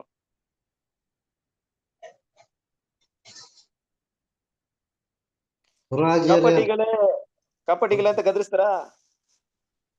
ಕಪಟಿಗಳಂದ್ರೆ ಏನರ್ಥ? ಕಪಟ ಅಂದ್ರೇನು? ಒಳಗೊಂದು ಹೊರಗೊಂದು, ಹೇಳೋದೊಂದು ಮಾಡೋದೊಂದು, ಕೆಟ್ಟದ್ ಹೇಳೋದೊಂದು ಮಾಡೋದೊಂದು, ಆ ರೀತಿ ಅಲ್ವಾ. ಮಾಡೋದೊಂದು ಅವ್ರ ಗುಣಗಳು ಬೇರೆ, ಅವ್ರು ಹೇಳ್ತಿರೋದೆಲ್ಲ ಮೋಶೆಯ ಬೋಧನೆಗಳು, ಆದ್ರೆ ಮಾಡ್ತಿರೋದೆಲ್ಲ ಆ ರೀತಿ ಅಲ್ಲ. ಅವ್ರು ಅದ್ ಮುಟ್ಟದೇ ಇಲ್ವಂತೆ, ಅದನ್ನ ಫಾಲೋ ಮಾಡದೇ ಇಲ್ವಂತ ಅವ್ರು. ಆದ್ರೆ ಜನರಿಗೆ ಏನ್ ಮಾಡ್ತಾರೆ ನೋಡ್ರಿ, ಹಿಂಗ್ ಮಾಡ್ಬೇಕು, ಹಂಗಿರ್ಬೇಕು, ನೀವ್ ಈ ಕೆಲ್ಸಗಳು ಮಾಡ್ಲೇಬಾರ್ದು ಅಂತ ಹೇಳ್ಕೊಡೋದು. ಆದ್ರೆ ಅವ್ರೇನ್ ಮಾಡ್ತಾರೆ, ಇಲ್ಲಪ್ಪ ಅನ್ನೋ ರೀತಿಯಲ್ಲಿ ಅವ್ರಿಗೆ ಏನ್ ಮಾಡೋದು, ಈ ರೀತಿ ಇದನ್ನೇ ಕಪಟಿ ಅಂತ ಹೇಳೋದು. ಇನ್ನ ಕರೆಕ್ಟ್ ಆಗಿರ್ಬೇಕಾದ್ರೆ ಈ ಕಪಟತನನ ದೇವ್ರ ಮಕ್ಕಳಲ್ಲಿ ನಮ್ಮಲ್ಲಿ ಎಲ್ಲಿ ನೋಡ್ಬಿಡ್ತೀವಿ ಅಂದ್ರೆ, ಬೇರೆಯವ್ರು ಮಾಡಿದಾಗ ನೀತಿನ ಯೂಸ್ ಮಾಡಿ, ನಮಗೆ ಮಾಡಿದಾಗ ನಾವು ಪ್ರೀತಿನ ಯೂಸ್ ಮಾಡ್ತೀವಿ ನೋಡ್ರಿ, ಅದು ಕಪಟ. ಬೇರೆಯವ್ರು ಮಾಡ್ದಾಗ ಯಾಕೆ ಹಿಂಗ್ ಮಾಡ್ದೆ, ಮಿಸ್ಟೇಕ್ ಅಲ್ವಾ, ಮಾಡ್ಬಾರ್ದಾಯ್ತು ಅಂತ ಹೇಳೋದು. ಅದೇ ಕೆಲಸ ನಾವ್ ಮಾಡ್ದಾಗ ಅಯ್ಯೋ ಗೊತ್ತಿಲ್ದೆ ಮಾಡ್ಬಿಟ್ಟೆ ತಂದೆ, ದೇವ್ರೇ ನನ್ ಕ್ಷಮಿಸ್ಬಿಡ್ರಿ ಅನ್ನೋ ಅಂತ ಹೇಳೋದು. ಇದೆಲ್ಲ ಏನಪ್ಪಾ ಅಂದ್ರೆ ಕಪಟ. ಬೇರೆಯವ್ರಿಗೆ ದಯೆ ತೋರಿಸ್ದೆ, ನನ್ ಪಾಪನ ಮಾತ್ರ ದೇವ್ರು ಕ್ಷಮಿಸ್ಬೇಕು, ಅವ್ನ್ ಪಾಪಗೆ ಶಿಕ್ಷೆ ಕೊಡ್ಬೇಕು ಅಂತ ಭಾವನೆ ಇದೆಯಲ್ಲ, ಇದೆಲ್ಲ ಕಪಟ. ಇದೇ ರೀತಿ ಅವ್ರಿಗಿತ್ತು. ಅವ್ರಿಗೇನಿತ್ತು, ಜನರಿಗೆ ಯಾಕೆ ಈ ರೀತಿ ಮಾಡ್ತಿದ್ರಿ, ಮಾಡ್ಲೇಬೇಕು ಅನ್ನೋ ರೀತಿಲಿ ಹೇಳ್ತಾ ಇದ್ರು. ಆದ್ರೆ ಅವ್ರು ಮಾತ್ರ ಮಾಡ್ತಾ ಇರ್ಲಿಲ್ಲ. ಸೊ ಇದನ್ನ ಯಾರು ಗದರಿಸಿದ್ದೋ? ನಮ್ಮ ಕರ್ತನ ನೋಡ್ರಿ, ಕರೆಕ್ಟ್ ಆಗಿ ಮಾತಾಡ್ತಾರೆ. ಅವ್ರು ಮಾತಾಡೋದಲ್ಲ ಚೆನ್ನಾಗಿ ಮಾತಾಡ್ತಾರೆ, ಬೋಧನೆ ಮಾಡ್ತಾರೆ. ಆದ್ರೆ ಏನ್ ಮಾಡಲ್ಲ, ಅವರ ಜೀವನದಲ್ಲಿ ಅದನ್ನ ಅಪ್ಲಿಕೇಬಲ್ ಮಾಡಲ್ಲ. ಇದೇ ರೀತಿ ಸಿಸ್ಟಮ್ಸ್ ಎಲ್ಲಿ ಸದುಸೇರ್ ಪರಿಸರ ಇದ್ರೋ ಅಲ್ವಾ. ನಮ್ಮ ಮತ್ತೆ 23ನೇ ಅಧ್ಯಾಯ 2 ಮತ್ತೆ 3ನೇ ವಾಕ್ಯ ಓದ್ಬಿಟ್ರಿ ಒಂದ್ಸರಿ. ಮತ್ತೆ 23ನೇ ಅಧ್ಯಾಯ 2 ಮತ್ತೆ 3ನೇ ವಾಕ್ಯ. ತರುವಾಯ ಯೇಸು ಜನರ ಗುಂಪಿಗೂ ತನ್ನ ಶಿಷ್ಯರಿಗೆ ಹೇಳಿದ್ದೇನೆಂದರೆ, ಶಾಸ್ತ್ರಿಗಳು ಫರಿಸಾಯರು ಮೋಶೆಯ ಪೀಠದಲ್ಲಿ ಕೂತುಕೊಂಡಿದ್ದಾರೆ. ಆದದರಿಂದ ಅವರು ನಿಮಗೆ ಏನೇನು ಹೇಳುತ್ತಾರೋ ಅದನ್ನೆಲ್ಲ ಮಾಡಿರಿ, ಕಾಪಾಡಿರಿ. ಆದರೆ ಅವರ ನಡತೆಯ ಪ್ರಕಾರ ನಡೆಯಬೇಡಿರಿ. ಅವರು ಹೇಳುತ್ತಾರೆ ಹೊರತು ನಡೆಯುವುದಿಲ್ಲ. ಅವರು ಭಾರ ನೋಡ್ರಿ ಸಾಕು ಅಲ್ವಾ, ಏನಂತಿದ್ರೆ ಅವ್ರು ಹೇಳುತ್ತಾರೆ ಹೊರತು ಏನ್ ಮಾಡಲ್ಲ, ನಡೆಯುವುದಿಲ್ಲ. ಇದು ವಿಷಯ. ಅಂದ್ರೆ ಈಗ ನಮ್ಗೂ ಕೂಡ ಅಷ್ಟೇ, ನಾವೆಲ್ಲ ಇಷ್ಟು ಸಬ್ಜೆಕ್ಟ್ ಎಲ್ಲ ಮಾತಾಡಿ ಸಬ್ಜೆಕ್ಟ್ ಎಲ್ರಿಗೂ ಹೇಳ್ಕೊಂಡು ನಾವು ಅದು ನಮ್ಮ ಲೈಫಲ್ಲಿ ಮಾಡದೇ ಇದ್ರೆ ಏನಾಗುತ್ತೆ, ನಾವೇನಾಗ್ತೀವಿ? ನಮ್ಗೆ ಏನ್ ಹೆಸರು, ದೇವ್ರ ಕಡೆಯಿಂದ ಏನ್ ಹೆಸರು ಸಿಗುತ್ತೆ? ಅದೇ ಹೆಸರು ಸಿಗುತ್ತಾ? ಈಗ ನನಗೆ ಇಟ್ಕೊಳ್ರಿ, ನಾನೆಲ್ಲ ಹೇಳ್ಕೊಂಡು ನಿಮ್ಗೆ ನಾನೇ ಫಾಲೋ ಮಾಡಿಲ್ಲ ಅಂದ್ರೆ ನನಗೆ ಏನ್ ಹೆಸರು ಕೊಡ್ತಾರೆ ದೇವ್ರು? ಕಾಪಟಿ ಅಂತಾರೆ ಅಷ್ಟೇ. ಕರೆಕ್ಟ್ ಅಲ್ವಾ? ಎಲ್ರಿಗೂ ಅನ್ವಯ ಇಷ್ಟೇ. ದೇವ್ರ ಮುಂದೆ ಏನಿದಿಲ್ಲ, ನಾವು ಅದನ್ನ ಮೈಂಡ್ ಎಲ್ಲ ಇಟ್ಕೊಬೇಕು. ನಾವೇನ್ ಶ್ರೇಷ್ಠರಲ್ಲ, ನಾವ್ ಇದೇ ಗುಣಗಳು ತೋರ್ಸ, ನಾವು ಕಪಟಿಗಿಲ್ಲ ಅಷ್ಟೇ. ಅದ್ರಿಂದ ವಿಷಯಗಳನ್ನ ಏನ್ ಮಾಡ್ತಾರೆ, ಅವ್ರು ಹೇಳ್ತಾರೆ ಮಾಡಲ್ಲ ಅಂದ್ರೆ ಏನರ್ಥ, ನೀವು ಅದೇ ರೀತಿ ಹೇಳ್ಬಿಟ್ಟು ಮಾಡ್ದವ್ರು ಇರ್ಬೇಡ್ರಿ, ನೀವ್ ಮಾಡ್ರಿ, ನುಡಿದಂತೆ ನಡೆಯಿರಿ, ನಡೆದಂತೆ ನುಡೀರಿ ಅಂತ ಏನ್ ಮಾಡ್ತಾ ಇದ್ರೆ ಇಲ್ಲಿ ನಮ್ಗೆ ಹೇಳ್ತಾ ಇದ್ದಾರೆ. ಸೊ ಅದೇ ರೀತಿಯಾಗಿ ನೋಡ್ಬೇಕು. ನೋಡಿ ಇಲ್ಲಿ ಸೆನಾಡ್ರಿನ್ ಅಂತ ಹೇಳ್ದ ಬೇಕಾದ್ರೆ, ಸೆನಾಡ್ರಿನ್ ಏನಪ್ಪಾ ಅಂದ್ರೆ ಈ ಒಂದು ನ್ಯಾಯಪೀಠ. ಇವರೆಲ್ಲ ಕುತ್ಕೊಂಡು ಏನ್ ಮಾಡ್ತಾರೆ, ಮೋಶೆ ಆಸನದಲ್ಲಿ ಕುತ್ಕೊಂತೀರ ಅಂತ ಹೇಳ್ತಾರಲ್ವಾ, ಈ ಜಜ್ಮೆಂಟ್ಗೋಸ್ಕರ ಬಂದು ಕುತ್ಕೊಳ್ತಾರೆ ಇವರು. ನೋಡಿ ಯೇಸು ಕ್ರಿಸ್ತನ ಹೆಂಗೆ ಸೆನೆಟ್ರಿನ್ ಮುಂದೆ ನಿಲ್ಸ್ಬಿಟ್ಟು ಏನ್ ಮಾಡಿದ್ರು, ಜಜ್ಮೆಂಟ್ ಕೊಟ್ರಲ್ಲ, ಈ ಜಜ್ಮೆಂಟ್ ಗೆ ಸೆನೆಟ್ರಿನ್ ಅಂತ ಕರೆಯುತ್ತೆ. ಆ ಒಂದು ನ್ಯಾಯಪೀಠದಲ್ಲಿ ಕುತ್ಕೊಂಡು ಇದು ತಪ್ಪು, ಇದು ಸರಿ, ಆ ಸ್ತ್ರೀಗ ಕಲ್ಲೊಡೆದು ಸಾಯಿಸ್ರಿ, ಇವ್ರನ್ನ ಕಲ್ಲೊಡೆದು ಸಾಯಿಸ್ರಿ, ಯೇಸು ಕ್ರಿಸ್ತನ್ಗ ಶಿಲುಬೆಲ್ ಹಾಕ್ರಿ ಅಂತ ಹೇಳ್ತಾರೆ ನೋಡ್ರಿ. ಜಜ್ಮೆಂಟ್ ಕೊಡ್ತಾರೆ ನೋಡಿ, ಜಜ್ಮೆಂಟ್ ಸೀಟ್, ಆ ಸಭೆಗೆ ಸೆನೆಟ್ರಿನ್ ಅಂತ ಕರೆಯುತ್ತೆ. ಹೇಗೆ ಅವತ್ತೇನ್ ಮಾಡ್ತಿದ್ರು ಆ ಧಾರ್ಮಿಕ ಒಂದು ಅಧಿಕಾರಿಗಳು ಮತ್ತೆ ಇವರೆಲ್ಲ ಅಲ್ಲಿ ಬರೀ ಬೇರೆಯವ್ರನ್ನ ಇದ್ ಮಾಡಕ್ಕೆ ಮಾತ್ರ ಇದ್ದು ತನ್ನ ಗುಣಗಳಲ್ಲಿ ಕಾಣಿಸ್ಕೊಳ್ತಾ ಇಲ್ವೋ, ಅದೇ ರೀತಿ ಏನಾಯ್ತು ಅಂದ್ರೆ ಇವತ್ತು ಕೂಡ ಇದ್ದಾರೆ. ಅದಕ್ಕೆ ಏನಂತ ನೋಡ್ತೀವಿ ಅಂದ್ರೆ, ಕ್ರಿಸ್ತಶಕ 33 ನಂತರ ಇಲ್ಲಿವರೆಗೂ ಏನ್ ಮಾಡ್ತಿದ್ರು, ಯೇಸು ಕ್ರಿಸ್ತನ ಅವ್ರ ಹತ್ರ ಮಾತಾಡ್ತಾ ಇದ್ರು, ಬೋಧನೆ ಮಾಡ್ತಾ ಇದ್ರು, ಅವ್ರಿಗೆ ಆಪೋಸಿಟ್ ಆಗಿ ಹೇಳ್ತಾ ಇದ್ರು, ಕಪಟಿಗಿಲೆ ಅಂತ ಕೂಡ ಗದರಿಸ್ತಾ ಇದ್ರು, ಬೋಯ್ತಾ ಇದ್ರು ಕೂಡ. ವಿಷಯಗಳು ಅರ್ಥ ಮಾಡ್ಕೊಳ್ರಿ ಅಲ್ವಾ. ಈಗ ಒಂದ್ ಟೈಮಲ್ಲಿ ಯೇಸು ಕ್ರಿಸ್ತನ ಒಬ್ಬನ ಪ್ರೀತಿ ಮಾಡ್ತಾರೆ, ಒಂದ್ ಟೈಮಲ್ಲಿ ಒಬ್ಬನ ಗದರಿಸ್ತಾರೆ. ಗದರ್ಸೋಕು ಪ್ರೀತಿ ಮಾಡೋದಕ್ಕೆ ಏನಪ್ಪಾ ಒಂದ್ ಡಿಫ್ರೆನ್ಸ್ ಅಂದ್ರೆ, ಪ್ರೀತಿ ಮಾಡೋದು ಏನಪ್ಪಾ ಅಂದ್ರೆ ನೋಡಿ, ಕಪಟವಿಲ್ಲದ ಉತ್ತಮ ಇಸ್ರೇಲ್ ಅಂತ ಕರೀತಾರೆ. ಯಾರನ್ನ ಕರೀತಾರೆ ಆ ರೀತಿ? ಇವರಲ್ಲಿ ಕಪಟನೇ ಇಲ್ಲ, ಉತ್ತಮ ಇಸ್ರೇಲ್ ಅಂತ ಕರೀತಾರೆ. ನಾತನೇಲ್ ನೋಡಿ ಕರೀತಾರೆ, ಕರೀತಾರ? ಯಾಕಂದ್ರೆ ಅಷ್ಟು ಆ ವ್ಯಕ್ತಿಯ ಒಂದು ಗುಣಗಳು ನೋಡಿ ಕರೀತಾರೆ. ಅವ್ರನ್ನ ಪ್ರೀತಿ ಮಾಡ್ತಾರೆ, ಅವ್ರಿಗೆ ಹೇಳಿದಂತ ಮಾತು ಬೇರೆ. ಇವ್ರನ್ನ ಕಪಟಿಗಳು ಅಂತ ಕರೀತಾರೆ. ಅವ್ರನ್ನ ಆ ರೀತಿಯಲ್ಲಿ, ಇವ್ರನ್ನ ಈ ರೀತಿ ಹೇಳೋದ್ ಕಾರಣ ಏನಪ್ಪಾ ಅಂದ್ರೆ, ಅವರು ಚೆನ್ನಾಗಿ ನಡೀತಾ ಇದಾರೆ, ವೆರಿ ಗುಡ್ ಅಂತ ಹೇಳ್ತಾ ಇದಾರೆ. ಇವ್ರು ತಪ್ಪಾಗಿ ನಡೀತಾ ಇದಾರೆ, ತಿದ್ಕೊಳ್ರಪ್ಪ ಅಂತ ಹೇಳ್ತಾ ಇದಾರೆ ಅಷ್ಟೇ. ಎರಡು ಕೂಡ ಪ್ರೀತಿನೇ. ಎರಡು ಕೂಡ ದೇವ್ರ ಏನ್ ಮಾಡ್ತಾರೆ, ಪ್ರೀತಿನ ತೋರಿಸ್ತಾ ಇದ್ದಾರೆ ನೋಡ್ರಿ. ಒಬ್ಬನ ಒಂದ್ ಮಗುನ ತಪ್ಪು ಮಾಡಿದಾಗ ಗದರಿಸೋದ್ ಪ್ರೀತಿನ, ತಪ್ಪು ಮಾಡಿದಾಗ ಕೇರೇ ಮಾಡ್ತಾ ಇರೋದ್ ಪ್ರೀತಿನ? ಯಾವ್ದು ಪ್ರೀತಿ ಆಗುತ್ತೆ? ಯಾವ್ದು ಪ್ರೀತಿ ಆಗುತ್ತೆ? ಗದರಿಸೋದ್ ಪ್ರೀತಿ ರೈಟ್ ಅಲ್ವಾ? ಈಗ ಯೇಸು ಕ್ರಿಸ್ತನು ಕಾಣೆಯಾಗಿ ಹೋಗಿರುವಂತ, ಕಳೆದೋಗಿರುವಂತ ಕುರಿ ಆಗಿರುವಂತ ಇಸ್ರೇಲ್ ಜನರಿಗೋಸ್ಕರ ಬಂದಿದಾರಂದ್ರೆ, ಆ ಕುರಿಗಳನ್ನ ಹುಡ್ಕೊಬೇಕಾದ್ರೆ ಏನ್ ಮಾಡ್ತಾರೆ, ಅಲ್ಲಿ ಗದರಿಸೋದಾಗ್ಲಿ, ಕೋಳು, ದೊಣ್ಣೆ, ಇದನ್ನೆಲ್ಲ ಏನ್ ಮಾಡ್ಬೋದು ನಾವು ಕೀರ್ತನೆ 23 ಓದೋ ರೀತಿಯಲ್ಲಿ ಕೆಲವರಿಗೆ ಕೋಲ್ ಇದ್ ಮಾಡ್ಬೋದು, ಕೆಲವರಿಗೆ ದೊಣ್ಣೆನು ತೋರಿಸ್ಬೋದು.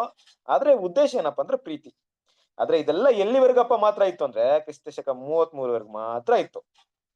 ಅದಾದ ನಂತರ ಶಾಸ್ತ್ರಿಗಳಾಗ್ಲಿ ಪರಿಸರಾಗ್ಲಿ ಯೇಸು ಕ್ರಿಸ್ತನ ಯಾವುದೇ ಪ್ಲಾನ್ ಅಲ್ಲಿ ಯಾವುದೇ ಆಪರ್ಚುನಿಟಿ ಅವ್ರಿಗೆ ಇರ್ಲಿಲ್ಲ.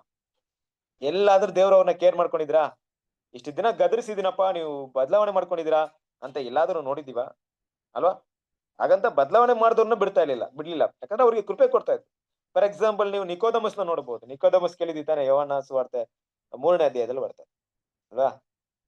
ಯೇಸು ಕ್ರಿಸ್ತನ ಹತ್ರ ಬಂದ್ ಏನ್ ಮಾಡ್ತಾರೆ, ಕೇಳ್ತಾರೆ, ನೀವ್ ಹೇಳುವಂತ ಬೋಧನೆ ಎಲ್ಲ ಸರಿಯಾಗಿದೆ, ಆದ್ರೆ ಕೆಲವೊಂದು ವಿಷಯ ನನ್ಗೆ ಅರ್ಥ ಆಗ್ತಿಲ್ಲ ಅಂತ ಕೇಳಿದಾಗ ಯೇಸು ಕ್ರಿಸ್ತ ಹೇಳ್ತಾರೆ, ನೋಡಿ ಜಲದಿಂದಲೂ ನೀರಿನಿಂದಲೂ ನೀವು ಹುಟ್ಟದೆ ಹೋದ್ರೆ, ಆತ್ಮದಿಂದ ಹುಟ್ಟದೆ ಹೋದ್ರೆ ನೀನೇನಾಗಲ್ಲ, ಆ ನೀನು ಪರಲೋಕ ರಾಜ್ಯಕ್ಕೆ ಸೇರುವುದಿಲ್ಲ. ಅಂದ್ರೆ ನನ್ನ ತಾಯಿ ಹೊಟ್ಟೆಗೆ ಮತ್ತೆ ಹುಟ್ಬೇಕಂತ ಪ್ರಶ್ನೆ ಕೇಳ್ತಾರೆ.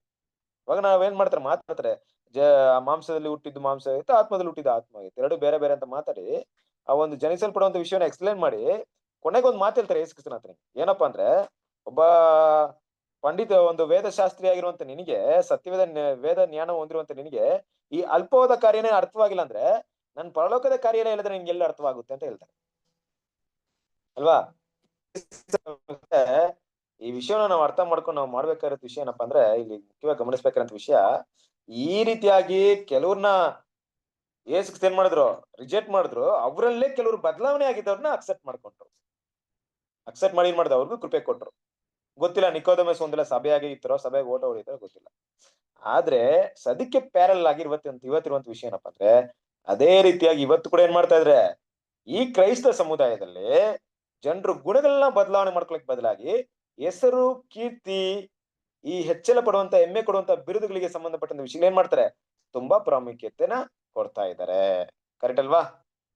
ಇದು ಯೇಸು ಕ್ರಿಸ್ತನ ಕಾಲದಲ್ಲಿ ಸಹಸ್ರ ಪರಿಸರ ಹೆಂಗಿದ್ರು, ಯೇಸು ಕ್ರಿಸ್ತನ ಎರಡನೇ ಬರುವಿಕೆಯಲ್ಲಿ ಬಂದ್ ನೋಡಿದಾಗ ಯಾರೆಲ್ಲ ಕಾಣಿಸ್ಕೊಳ್ತಾ ಇದಾರೆ ಭೂಮಿಯಲ್ಲಿ, ಈ ಹಣಜಿ ವರ್ಗವಾಗಿರುವಂತ, ಅಧಿಕಾರಕ್ಕೆ ಆಸೆ ಪಡುವವರು, ಸ್ಥಾನಮಾನಗಳಿಗೆ ಪ್ರಾಮುಖ್ಯತೆ ಕೊಡುವವರು, ಸಭೆಯಲ್ಲಿ ಉನ್ನತವಾದಂತ ಹೆಸರು ಪಡ್ಕೊಬೇಕು, ಕೀರ್ತಿ ಪಡ್ಕೊಬೇಕು, ಸಭೆಯಲ್ಲಿ ಏನ್ ಮಾಡ್ಬೇಕು, ನನಗೆ ಆದಂತ ಒಂದು ಪ್ರಾಮುಖ್ಯತೆ ಇರ್ಬೇಕು, ನನಗೆ ಆದಂತ ಒಂದು ಏನಿರ್ಬೇಕು, ನನಗೆ ಡಾಕ್ಟರೇಟ್, ಇಂಥದ್ದು ಡಾಕ್ಟರ್ ಆಫ್ ಡಿವಿನಿಟಿ ಅಲ್ವಾ, ಬಿಷಪ್, ಆರ್ಚ್ ಬಿಷಪ್, ರೆವರೆಂಟ್, ಈ ತರ ಪ್ರಾಮುಖ್ಯತೆ ಇರ್ಬೇಕಂತ ಶ್ರೇಷ್ಠ ಸ್ಥಾನ ಹೊಂದ್ಕೊಳ್ಳೋಂತವನೇ ಏನ್ ಮಾಡ್ತಾರೆ, ನೋಡ್ತಾರೆ, ನೋಡಿ ಏನ್ ಮಾಡ್ತಾರೆ, ಗದರಿಸ್ತಾರೆ.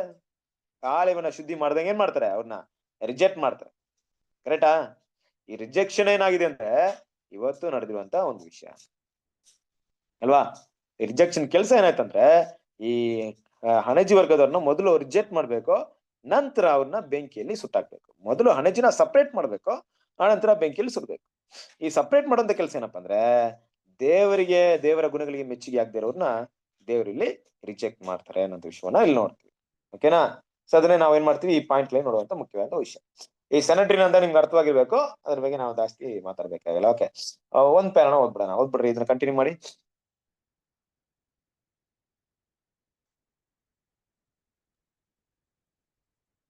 ಈ ಸುಗ್ಗಿಯಲ್ಲಿ ಏನನ್ನು ನಿರೀಕ್ಷಿಸಬಹುದೆಂದು ಮತ್ತು ಅದರಲ್ಲಿ ನಮ್ಮ ಪಾಲು ಏನೆಂದು ಕರ್ತನು ನಮಗೆ ತೋರಿಸಿಕೊಟ್ಟಿರುವುದಲ್ಲದೆ, ನಮ್ಮನ್ನು ನಾವು ಇದರಿಂದ ಪ್ರತ್ಯೇಕಿಸಿಕೊಂಡಿದ್ದೇವೆ ಮತ್ತು ಕೊಯ್ಲುಗಾರರಿಗಾಗಿ ಇತರರಿಗೆ ಕ್ರಿಸ್ತನಲ್ಲಿ ಬಿಡುಗಡೆ ಹೊಂದಲು ಸಹಾಯವಾಗುವಂತೆ ಸತ್ಯದ ಕುಡುಗೋಲಾಗಿ ಉಪಯೋಗಿಸಿರುವುದರಿಂದ ಮತ್ತು ತಪ್ಪಾದ ಮಾನವ ಪದ್ಧತಿಯಿಂದಲೂ ಬಂಧನಗಳಿಂದಲೂ ಪ್ರತ್ಯೇಕಿಸಿಕೊಂಡಿದ್ದೇವೆ. ಆದರೆ ನಾವು ಸರಿಯಾಗಿದ್ದೇವೆ ಎಂದು 2 ಪಟ್ಟು ಖಚಿತವಾಗುವಂತೆ ಮತ್ತು ಇದನ್ನ ಓದ್ತಾ ಇದ್ರ, ಈಗ ನಾನು ಸ್ಕ್ರೀನ್ ಅಲ್ಲಿ ಹಾಕಿದ್ರೆ ಅದನ್ನ ಓದ್ತಾ ಇದ್ರಾ? ಇಲ್ಲಿ ಬುಕ್ ಅಲ್ಲಿ ಇರೋದು ಓದ್ತಾ ಇದ್ದೀನಿ ಬ್ರದರ್. ಬುಕ್ ಅಲ್ಲಿ ಇರೋದೇ ಈಗ ನೆಕ್ಸ್ಟ್ ಇದನ್ನೇ ಇದೇ ಬರ್ಬೇಕು ತಾನೆ ಈ ಪಾಯಿಂಟ್. ಇದಾದ್ಮೇಲೆ ನೆಕ್ಸ್ಟ್ ಬುಕ್ ಅಲ್ಲಿ ಇದೇ ಬರುತ್ತೆ ನೋಡಿ, ಪೇಜ್ ನಂಬರ್ 88. 88 ಬ್ರದರ್. ಹಾ, ಪೇಜ್ ನಂಬರ್ 88 ಆದ್ಮೇಲೆ ನಿಮ್ಗೆ ಇದೇ ಈ ಪೇರ ಆದ್ಮೇಲೆ ಇದೇ ಬರುತ್ತಲ್ವಾ ನೆಕ್ಸ್ಟ್ ನೋಡಿ, ಕ್ರಿಸ್ತ ಶಕ 33 ಅನ್ನೋದು ಬರುತ್ತೆ ನೋಡಿ, ಅಲ್ಲಿಂದ ಹೋದ್ರಿ. ಕ್ರಿಸ್ತ ಶಕ 33ರಲ್ಲಿ ನಮ್ಮ ಕರ್ತನು ಅರಸನ ಅಧಿಕಾರವನ್ನು ವಹಿಸಿಕೊಂಡಿದ್ದು ಮತ್ತು ಆತನ ಮೊಟ್ಟ ಮೊದಲು ಕಾರ್ಯ ಶಾರೀರಿಕ ಇಸ್ರೇಲ್ನ ರಾಷ್ಟ್ರೀಯ ಸಭೆಯನ್ನು ತಿರಸ್ಕರಿಸಿದ್ದು, ಇದನ್ನು 2 ಯುಗಗಳ ಎದ್ದು ಕಾಣುವ ಸಮಾನಾಂತರದಲ್ಲಿ ತೆಗೆದುಕೊಳ್ಳಲಾಗಿದ್ದು, ಪ್ರಸ್ತುತ ಸುಗ್ಗಿಯ ಸಮಾನಾಂತರ ಸಮಯದ ಅಂಶವನ್ನು ಪ್ರಸ್ತುತ ಸುಗ್ಗಿಯ 1870ರಲ್ಲಿ ಸಾಂಕೇತಿಕರ್ಭತವಾದ ಬಾಬೆಲ್, ಬೇರೆ ರೀತಿಯಲ್ಲಿ ಕರೆಯಲ್ಪಡುವ ಕ್ರೈಸ್ತ ಪ್ರಪಂಚ, ಯಹೂದಿ ಧರ್ಮದ ಸಾಂಕೇತಿಕ ಇದರಲ್ಲಿ ಮುರಿಬಿದ್ದುದನ್ನು ಸೂಚಿಸುತ್ತದೆ. ಆಗ ಬಿದ್ದಳು ಬಾಬೆಲ್ ಎಂಬ ಮಹಾನಗರಿ ಬಿದ್ದಳು. ದೆವ್ವಗಳು ವಾಸಸ್ಥಾನವು, ಅಶುದ್ಧಾತ್ಮಗಳ ಆಶ್ರಯವು, ಹತ್ರವಾಗಿಯೂ ಅಸಹ್ಯವಾಗಿಯೂ ಇರುವ ಸಕಲ ವಿಧವಾದ ಪಕ್ಷಿಗಳ ಆಶ್ರಯವೂ ಆದಳು ಎಂಬ ಸಂದೇಶವು ಹೊರಡುತ್ತದೆ. ಪ್ರಕಟಣೆ 18:2. Thank you brother. Okay, thank you. ನೋಡಿ ಕ್ರಿಸ್ತಲ್ ಪಿದೇಶ್ವರರೇ, ಈಗ ದೇವ್ರ ಮಕ್ಕಳು ನಾವು ಈ ಅಂತ್ಯಕಾಲದಲ್ಲಿ ನಾವು ಜೀವಿಸ್ತಾ ಇದ್ರು. ಅಂತ್ಯಕಾಲ ಅಂತ ಹೇಳ್ಬೇಕಾದ್ರೆ ದೇವ್ರ ಮಕ್ಳು ಇಲ್ಲಿ ತಂದೆಯ ದೇವರು ನಮ್ಗೆ ಅಂದ್ರೆ ನಿಜವಾದ ದೇವ್ರ ಮಕ್ಳಿಗೆ ಈ ಕಾಲದ ಒಂದು ಸಮಯದ ಪ್ರವಾದನೆಯನ್ನು ಅರ್ಥ ಮಾಡ್ಕೊಳ್ಬೇಕಂತ ಇಷ್ಟಪಡ್ತಾ ಇದ್ರು, ಏನ್ ನಡೀತಾ ಇದೆ ಅಂದ್ಬಿಟ್ಟು. ಸಿಂಪಲ್. ಈಗ ದೇವ್ರು ನಮಗೆ ತಿಳಿಸ್ಕೊಡ್ತಾರ ವಿಷಯ ಏನಪ್ಪಾ ಅಂದ್ರೆ, ನೀವು ಯಾವ ಒಂದು ಸಮಯದೊಳಗೆ ನೀವು ಓಟವನ್ನ ಓಡಿ ಮುಗಿಸ್ಬೇಕು ನೋಡಿ. ಅದಾದ ನಂತರ ಏನ್ ನಡೆಯುತ್ತೆ, ಪ್ರಪಂಚದಲ್ಲಿ ಬರುವಂತ ವ್ಯವಸ್ಥೆಗಳೇನು, ಇದೆಲ್ಲ ವಿಷಯಗಳನ್ನ ನಮ್ಗೆ ಮುಂಚಿತವಾಗಿರುವಂತ ಪ್ರವಾದಗಳ ಮೂಲಕ ತಿಳಿಸ್ಕೊಡ್ತಾ ಇದ್ದಾರೆ. ಹಲವಾರು ವಿಷಯ ಪ್ರಪಂಚದಲ್ಲಿ ನಡಿಬೇಕಾದ್ರೂ ಅದರಲ್ಲಿ ಬಾಬಿಲೋನ್ನ ವಿನಾಶ ಅನ್ನೋದು ಒಂದು ಪಾರ್ಟ್. ಇದು ಯೇಸು ಕ್ರಿಸ್ತನ ಎರಡನೇ ಬರುವಿಕೆಯಲ್ಲಿ ನಡಿಬೇಕಾದಂತ ಒಂದು ವಿಷಯ. ಯೇಸು ಕ್ರಿಸ್ತನ ಏನ್ ಮಾಡ್ತಾರೆ, ಎರಡನೇ ಬರುವಿಕೆಯಲ್ಲಿ ಬಂದು ಬಾಬಿಲೋನ್ನ ಸಂಪೂರ್ಣವಾಗಿ ನಾಶ ಮಾಡ್ತಾರೆ. ಕ್ರಿಸ್ತ ಶಕ 33 ಕರ್ತನ ಏನ್ ಮಾಡ್ತಾರೆ, ಅರಸನಾಗಿ ಅಧಿಕಾರ ವಹಿಸ್ಕೊಂಡದ್ದು ಅಂತ ನೋಡ್ಬೇಕಾದ್ರೆ ಅವರ ಒಂದು ಮೊದಲನೇ ಒಂದು ಕೆಲಸ ಏನಪ್ಪಾ ಇತ್ತು ಅಂತ ನೋಡ್ಬೇಕಾದ್ರೆ, ಈ ಒಂದು ಶಾರೀರಿಕ ಇಸ್ರೇಲ್ ಜನರ ಏನ್ ಮಾಡಿದ್ರು, ಕಂಪ್ಲೀಟ್ ಆಗಿ ರಿಜೆಕ್ಟ್ ಮಾಡಿದ್ರು ಅಲ್ವಾ. ರಿಜೆಕ್ಟ್ ಮಾಡಿದ ರೀತಿಯಲ್ಲಿ ಇದಕ್ಕೆ ಪ್ಯಾರಲಲ್ ಹೇಗೆ ಅಲ್ಲಿ ರಿಜೆಕ್ಟ್ ಮಾಡಿದ್ರು, ಹಾಗೆ ಮೊದಲನೇ ಬರುವಿಕೆ ಎರಡನೇ ಬರುವಿಕೆ, ಮೊದಲನೇ ಬರುವಿಕೆ ಸುಗ್ಗಿ, ಎರಡನೇ ಬರುವಿಕೆ ಸುಗ್ಗಿ. ಮೊದಲನೇ ಬರುವಿಕೆಯಲ್ಲಿ ಏನ್ ಮಾಡಿದ್ರು, ಗೋಧಿ ಮತ್ತೆ ಹೊಟ್ಟನ್ನ ಸಪರೇಟ್ ಮಾಡಿದ್ರು. ಎರಡನೇ ಬರುವಿಕೆಯಲ್ಲಿ ಗೋಧಿ ಮತ್ತೆ ಹಣಜಿನ ಸಪರೇಟ್ ಮಾಡ್ಬೇಕು. ಅದೇ ರೀತಿಯಾಗಿ ನಮ್ಮ ಕರ್ತನಾದ ಯೇಸು ಕ್ರಿಸ್ತನ ಬಂದ ಮೇಲೆ 1878 ಅಂತ ಹೇಳ್ತಾ ಇದ್ದಾರೆ. ನಾನು ಅದನ್ನೇ ನಿಮ್ಗೆ ಹೇಳ್ತಾ ಇದ್ದೀನಿ.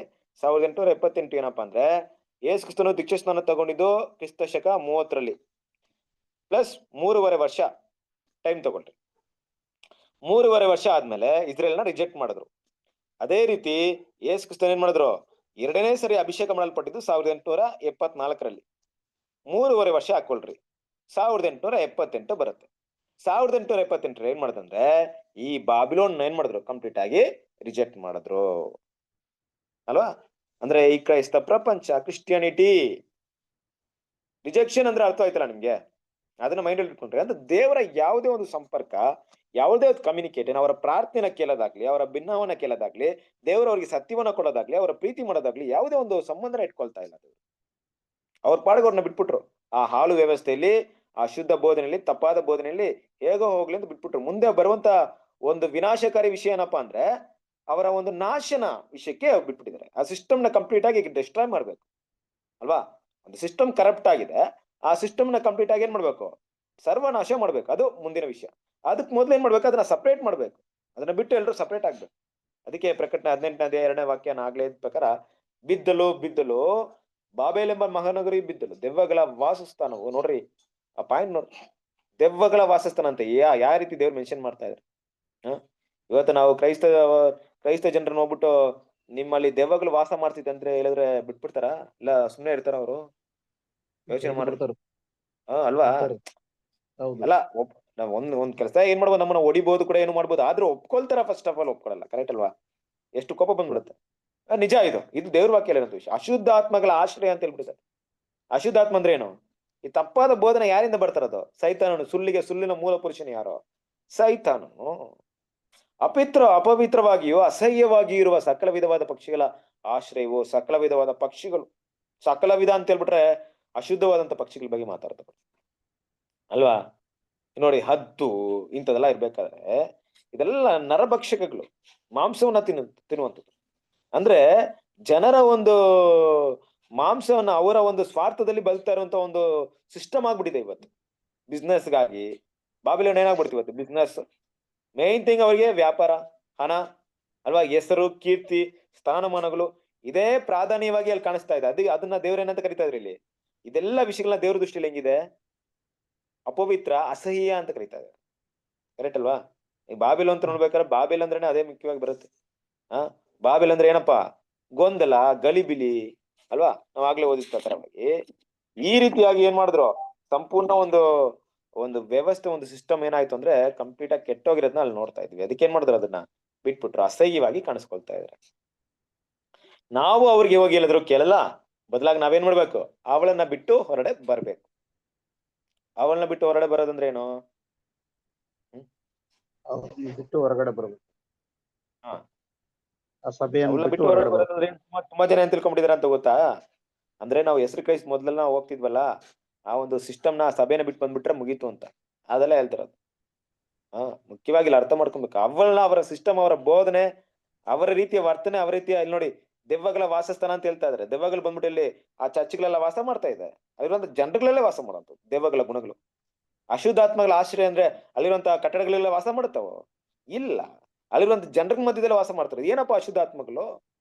ತಪ್ಪಾದ ಬೋಧನೆ ಕಿವಿಗೊಡುವಂತ ಕಿವಿಗಳು, ಅಪವಿತ್ರವಾಗಿ ಅಸಹ್ಯವಾಗಿರುವಂತ ವಿಷಯ ಎಲ್ಲ ಅವರ ಗುಣಗಳಲ್ಲಿ ತಾನೇ ಕಾಣಿಸ್ಕೊಳ್ತಾರದು. ಅದೇ ಗುಣನ ನಾವು ಬಾಬಿಲೋನ ಬಿಟ್ಟು ಈಚೆ ಬಂದ್ಬಿಟ್ರು, ಅದೇ ಗುಣನ ಹೊತ್ಕೊಂಡ್ ಬಂದ್ಬಿಟ್ಟಿದ್ರೆ, ಅದೇ ಗುಣನ ಬಿಡದೆ ಎತ್ಕೊಂಡ್ ಬಂದ್ಬಿಟ್ರೆ, ಈ ನಾಮಾನ್ ಹೋಗ್ಬಿಟ್ಟು ಇವ್ರು ಇರ್ತಾರಲ್ಲ, ಯಾರದು ಇದ್ರಲ್ಲಿ ಯಾರಪ್ಪ ವ್ಯಕ್ತಿ, ನಮ್ಮ ಜೋಶುವ ಬಂದ್ಬಿಟ್ಟು ಎರಿಗೋ ಪಟ್ಟಣಕ್ಕೆ ಹೋಗ್ಬೇಕಾದ್ರೆ ಆಗನ್ ಏನ್ ಮಾಡ್ತಾರೆ, ಬಾಬಿಲೋನ್ ಸಾಲ್ವೆನ ತಗೊಂಡ್ಬಂದಂಗೆ ನಾವು ಅಲ್ಲಿ ಬಿಟ್ಬಂದ್ಬಿಟ್ಟು ಬಾಬಿಲೋನ ಸಾಲ್ವೆನ ತಗೊಂಡ್ಬಂದ್ಬಿಟ್ಟು ಬಾಬಿಲೋನ್ ಎಲ್ಲಾ ವಿಷಯ ತಗೊಂಡ್ಬಿಟ್ಟು ನಾವು ಬಾಬಿಲೋನ್ ಬಿಟ್ಬಂದ್ಬಿಟ್ಟಿದ್ವಿ ಅಂದ್ರೆ ಆಗ್ಬಿಡುತ್ತಾ ದೇವ್ರ ದೃಷ್ಟಿಲಿ? ಬಾಬಿಲೋನ್ ಎಂಟೈರ್ ಸಿಸ್ಟಮ್ನ ಬಿಡ್ಬೇಕು. ಅವರ ಬೋಧನೆ, ಟೀಚಿಂಗ್ ಅಸಹ್ಯವಾಗಿರುವಂತದ್ದು, ಅಲ್ಲಿರುವಂತ ಹೆಮ್ಮೆಯ ಭಾವನೆ, ನಾನು ಸಭೆಗಳಲ್ಲಿ ಪ್ರಾಮುಖ್ಯವಾಗಿರ್ಬೇಕಂತ ಬಯಕೆ, ಸಭೆಗಳಲ್ಲಿ ಬಿಸ್ನೆಸ್ ಮಾಡಿ ಹಣ ಗಳಿಸುವಂತ ಬಯಕೆ, ಇದನ್ನೆಲ್ಲ ಸಿಸ್ಟಮ್ ನ ಕಂಪ್ಲೀಟ್ ಆಗಿ ಬಿಟ್ರೆ ಮಾತ್ರ ಬಾಬಿಲೋನ ಬಿಟ್ಟು ಬಂದಿರೋದು. ಇಲ್ಲಾಂದ್ರೆ ಬಾಬಿಲೋನ್ ನಾವು ಬಿಟ್ಟು ಬಂದಿರ್ತೀವಿ, ಬಾಬಿಲೋನ್ ನಮ್ಮನ್ನ ಬಿಟ್ಟು ಹೋಗಿಲ್ಲ ಅಂತ ಆಗ್ಬಿಡುತ್ತೆ. ಕರೆಕ್ಟಾ ದೇವ್ರ ಮಕ್ಳು? ಇದನ್ನೆಲ್ಲ ಅರ್ಥ ಮಾಡ್ಕೊಳ್ಳೋಣ. ಅದರಿಂದ ಸಮಯವಾಯ್ತು ನೋಡಿ, ನಾನು ನಿಮ್ಗೆ ಒಂದು 10 ನಿಮಿಷ ಟೈಮ್ ಕೊಡೋಣ ಅಂತ ಪ್ಲಾನ್ ಮಾಡ್ತಿದ್ದೆ. ಮಾತಾಡ್ತಾ ಟೈಮ್ ಹೋಗ್ಬಿಟ್ಟು. ಓಕೆನಾ? ಸರಿ, ನಾನು ಇಲ್ಲಿಗೆ ಪಾಠವನ್ನ ನಿಲ್ಲಿಸ್ತೀನಿ. ಕ್ರಿಸ್ತನ ಪ್ರಿಯ ಸರ್ ಇದೆ. ಈಗ ಇವತ್ತು ನೀವು ಓದಂತ ವಿಷಯಗಳಲ್ಲಿ ಏನ್ ನಿಮ್ಗೆ ಒಂದು ಸ್ವಲ್ಪ ಸಮಯ ತಗೊಳ್ಳೋಣ, ಪರವಾಗಿಲ್ಲ, ಸ್ವಲ್ಪ ಒಂದು 5-10 ನಿಮಿಷ ಮುಗಿಸೋಣ. ಏನ್ ನಿಮ್ಗೆ ಅರ್ಥವಾಯ್ತು, ನಿಮ್ಗೆ ಏನೋ ಪಾಯಿಂಟ್ ಅನ್ಸುತ್ತೆ ಅದನ್ನ ನೀವು ಶೇರ್ ಮಾಡ್ಬೋದು. ಯಾವ ಪಾಯಿಂಟ್ ಅನ್ಸುತ್ತೆ ನಿಮ್ಗೆ ಏನೋ ಹೊಸ ಪಾಯಿಂಟ್ ಅನ್ಸಿದ್ರು ಮಾತಾಡಿ. ಇವತ್ತಿನ ಪಾಠದಲ್ಲಿ ಇರುವಂತ ವಿಷಯಗಳು ಮಾತಾಡಿ.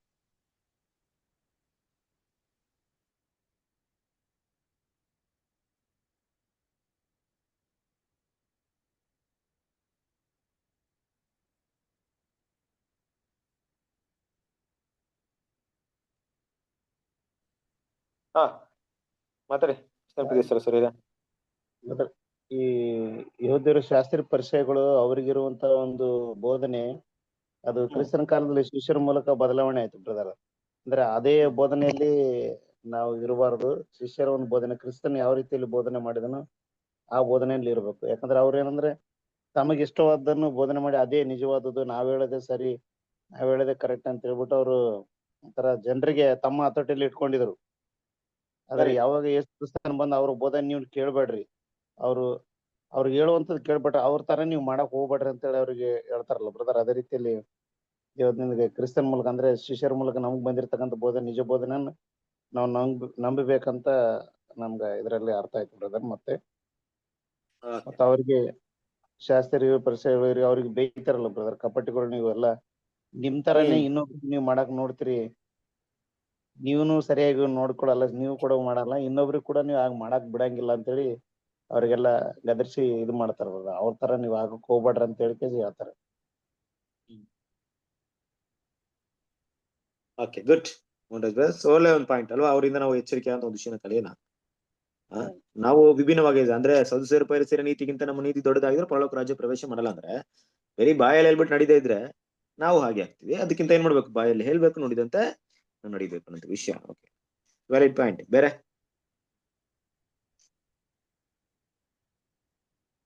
ಎಲ್ಲೋ ಬ್ರದರ್ ಮಾತಾಡಿ. ಬ್ರದರ್ ಅವ್ರು ದೇವ್ರು ನೋಡ್ರಿ, ನಮ್ಗೆ ಎಷ್ಟು ದೇವ್ರ ಕೃಪೆ ಐತಿ ಬ್ರದರ್. ಇದನ್ನ ನಾವೆಲ್ಲ ಈ ಸುಳ್ಳು ಬೋಧನೆಯನ್ನು ಎಲ್ಲ ನಾವು ಬಿಟ್ಟು ದೇವ್ರ ನಮ್ಮನ್ನ ಕರ್ದಾನ ಅಂದ್ರ ನಾವು ಯಾವ ತರ ಇದಿರ್ಬೇಕು, ನಾವು ದೇವ್ರಿಗೆ ಎಷ್ಟು ಧನ್ಯವಾದ ಹೇಳಿದ್ರು ಸಾಲದಲ್ಲ ಬ್ರದರ್. ಅಂದ್ರೆ ನಾವು ಯಾವ್ದು ಇದು ಇಲ್ದ ನಮ್ಮನ್ನು ಇಂಥ ಸತ್ಯ ಕರೆದು ದೇವ್ರು ಎಲ್ಲ ರಿಜೆಕ್ಟ್ ಮಾಡಿ ನಮ್ಮನ್ನ ಅಷ್ಟು ಆರಿಸ್ಕೊಂಡು ಇದುವರೆಗೆ ಸತ್ಯದಲ್ಲಿ ನಡೆಸಿದ ಇದ್ರ ಬಗ್ಗೆ ನಾವು ಇನ್ನೂ ಚೆನ್ನಾಗಿ ತಿಳ್ಕೊಂಡಿದ್ದೀವಿ ಬ್ರದರ್. ಅವರು ಯಾವ ತರ ಈಗ ಅಲ್ಲಿ ನಾವು ಈಗ ನಿಕೋದಮ್ಮ ಕೇಳ್ತಾನ ಯೇಸು ಸ್ವಾಮಿ ಹತ್ರ, ಯಾವ ತರ ನೀವು ಇದನ್ನ ಮಾಡ್ತಿದ್ರಿ, ಹೆಂಗ ಪರಲೋಕ ರಾಜ್ಯಕ್ಕಂತೆ ಆ ತರ ನಾವು ಪವಿತ್ರ ಆತ್ಮವನ್ನು ನಾವು ಸರಿಯಾಗಿ ಅದನ್ನ ನಾವು ಬೆಳೆಸ್ಕೋಬೇಕ್ರಿ. ನಾವು ಬೆಳೆಸ್ಕೊಂಡು ನಾವು ಪರಲೋಕ ರಾಜ್ಯದಲ್ಲಿ ಸೇರ್ಬೇಕನ್ನುವಂಥದ್ದು ಬಹಳ ಅದ್ಭುತವಾಗಿ ನಾವು ತಿಳ್ಕೊಂಡಿರ್ಬೇಕಂತ.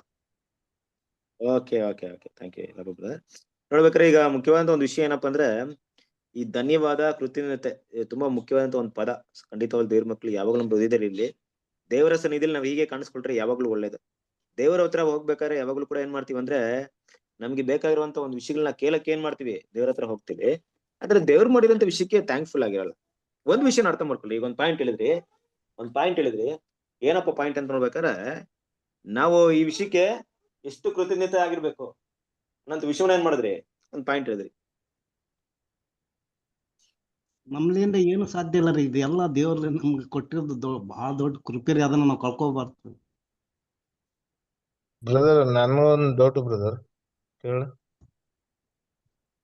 Hello brother. ಹಾ ಬ್ರದರ್ ಹೇಳಿ.